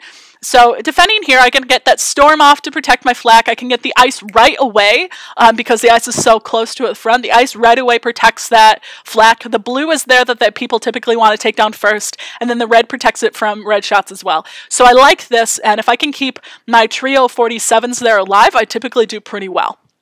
Proud Enemy says, undefended my base sucks. Dude, undefended my base sucks too. That's okay. Like, never come into this with the idea that you will always be able to win. There will always be able to someone that can solo your base. There's always going to be someone that can fly better than you. There's always going to be someone with a better base. So don't be discouraged if you get hit and undefended your base goes down. Why? This game is meant to be a little bit of a give and take. So if undefended your base always goes down, I don't care. I get hit all the time and my base goes down undefended. That's okay. The goal is that when you have control of a situation, you have control of your super shots, because you're smarter than the AI, I'd hope, that your base does all right. P-Dog says, question about defending PvP events. I've never understood why. Seems like wars are more important. So it depends, I guess, a little bit on your league and your team and what the things are doing that way. So for Rulith, I encourage defending during PvP events, especially Tug of War, and then a couple other things. So it's something that my lower levels can do and feel really engaged on it, do something to help the team. I don't do this whole, I'm not going to start that argument, but it's better for us if no one defends, because then we all can get personal points. Yeah, but it's not all about screw PG or screw the players. That's not really why I tell my players to defend. In Tug of War, my team simply doesn't have the whales that a lot of other people have. So I'm not going to tell my team to spend because a majority of us are non-spenders. So this means that we all need a way to contribute. So in Tug of War, you know, the flag's going to one side or the other. If I can defend you and keep you from getting as many points, that's better for my team. And if we don't lose a flag because we defend and shoot you down, that's better for me. That's better for us. So that's kind of why I have people defend. But it's really pros and cons. Other events, it doesn't make as much of a difference. Like King of Hill, I don't push defending. But on the Team Gauntlet for the PvP island, typically my low levels defend and my high levels attack to slow them down as much as I can. Because in PvP and Sapphire 1 for us at least, PvP islands go down in about, in Team Gauntlet, PvP islands go down within 4 to 6 minutes. And so, we lost to, who was it? It was Tao's team. What's Tao's team again? I always forget. We lost to them by 15 seconds. 15 seconds. And if we would have had one more defender, that would have given us time to win. So I think that's some of the reasons behind defending, and that's why some people do, including us. The Toy says, I'm only 65 in Sapphire. Like, hey, good for you. I hope you're enjoying yourself on your Sapphire team, man. Marison says, my face is pretty well defended. Hey, good too. So, like I said, it typically depends on who's hitting you. So sometimes you've got a really great flyer that can do you. Sometimes, I'm glad your base can do well and defend it. That's great. I'm glad you're following me on Twitter. Awesome, awesome, awesome, Twilight. Hasta says, our league is all bent out of shape about people defending. What league are you in, Hostage? I'm curious. I had one of my teammates that was farmed. I saw a screenshot of about 10 hits in a row because he defended my base against a Prophet on a level 180, and that player was pissed. But I'm like, really? If you're hitting me with a Prophet, I'm sorry. You shouldn't be expecting to finish my base. Dopesh, can you explain why you have 2 fire and 1 ice on the second middle island? What? My middle, are you talking about on my, on the back in the middle here? So what I did is I want my ice tower, the back ice tower, to protect the stuff in front of it. And then I also wanted the double fire damage, but it was more important for my ices to be able to protect each other or protect the flak in the storm. So the fires are kitty corner from one another, so I can still get the fire damage for people that have resists. Instead of lightning. Lightning actually, so here's the thing about lightning towers. Lightning towers are only strong if they have super shot. So that connection where they get, here, well, let's pull that up for a second. We'll pull up a lightning tower and we'll talk about what it's, the actual language that's there. Doop-a-doop-a-doop. There we go. So let's look at this. So, super shot, super powered lightning special attributes. Nearby lightnings increase damage. So this is only the super shot where they get increased damage by being together. That's it. The normal attack actually does less. So if I'm looking at my level 25 lightning here, it's actually going to do less damage on its own than something else. And since I always use all of my super shots on the storm, the flak, the ice, and the mages, I don't have super shots left to waste them on an ice or on the lightnings. So it's better for me to have the fire turrets, which have a little bit higher damage, than lightning towers that have really low damage unless they're super shot. P-Dog says, Team Gauntlet PvP makes sense. I agree. So it's the same philosophy for this tug of war. If it can keep the other team from getting our flag, sometimes that's the only thing our low levels can do. Latoya says, fire, ice, and flag towers are the strongest. Can be. Definitely can be. Depends on the setup. Depends on what you're getting hit by. Hostage says, Platinum League 1 Angry How-Tos. So Hostage, I've been in all kinds of leagues when it comes to defending. I've actually organized one of the only successful don't defend and don't boost alliances I've seen. And I did that a couple of months ago. And I had a spreadsheet of every team. I believe it was this might have been Conquer the World. Back in the day, if any of you remember, where boosted means you got less points for attacking them. We did a no boost treaty and we did a no boost treaty, and I kept track of how many teams were boosted on each team, and I took track every 3 hours. And any team that had more than like a certain percentage increased boost, then they removed them from the alliance and different things. But that was the biggest headache of my life, and all these people that do the no defending treaties and stuff, to each their own. And I really think teams should make that decision based on what's best for them. Because for some teams, that may be the only way that they can keep their flags, is by defending. They may not have any whales. They may not have any high payers. They may not have anyone that has a ton of energy points. So being able to contribute to your team without paying, I think is a really big deal. And people can always defend, and you don't have to pay to defend. So I really think that teams should make the choice that's best for them. Yeah, Platinum, Angry Helens. Yeah, for sure. So if your league chat kind of does stuff, stand strong, be strong. I had to send a couple of mails to leaders today in my team because they had some members that were farming my team for defending. And the leader was like, what? No, I don't have a problem with that. And so, communicate before you get mad. So rather than farming this player back or yelling or bitching and get really upset, I sent a mail. Here, I can actually show you guys the mail. Let me switch accounts here.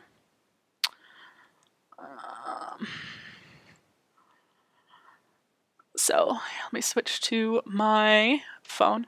I already have it pulled up on my phone, so that way I don't have any privacy issues. So I don't want to show you guys all the mails that I send. That'd be kind of weird, right?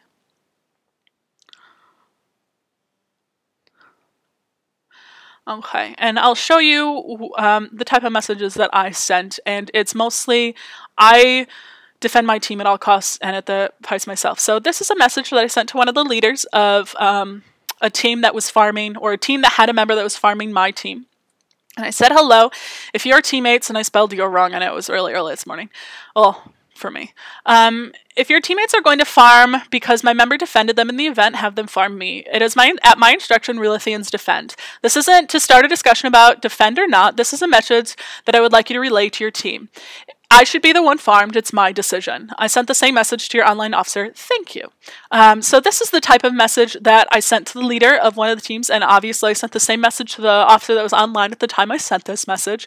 And I typically get a really positive reply back. I assume the best, so I just wanted them to relay to their team that if they get mad about being defended, have them farm me, because it's my decision. It's my protocol to tell the team when to defend and things like that. And so I told my team to defend. I told my team to shoot down dragons and to save their hammers mostly for war, but if they have extra of other things, just use super shots, use a couple of shields or swords, and I usually get a very positive response. So be kind.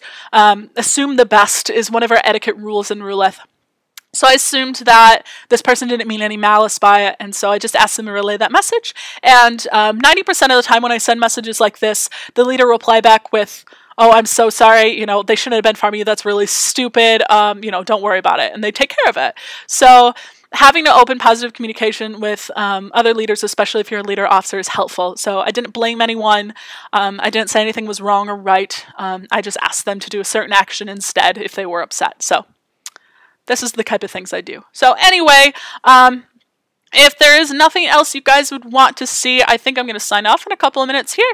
So it's been so much fun hanging out with you guys today. I think we had some fun rants today. We talked a little bit about flying hunters. Please make sure you do the Lego challenge. So go build a Lego dragon, name it, pick a type, you know, a sorcerer, a hunter, a warrior class. Pick some spells for it, Lego theme. If you want to go draw a dragon, design a dragon on the Lego website, Design Builder, that'd be awesome.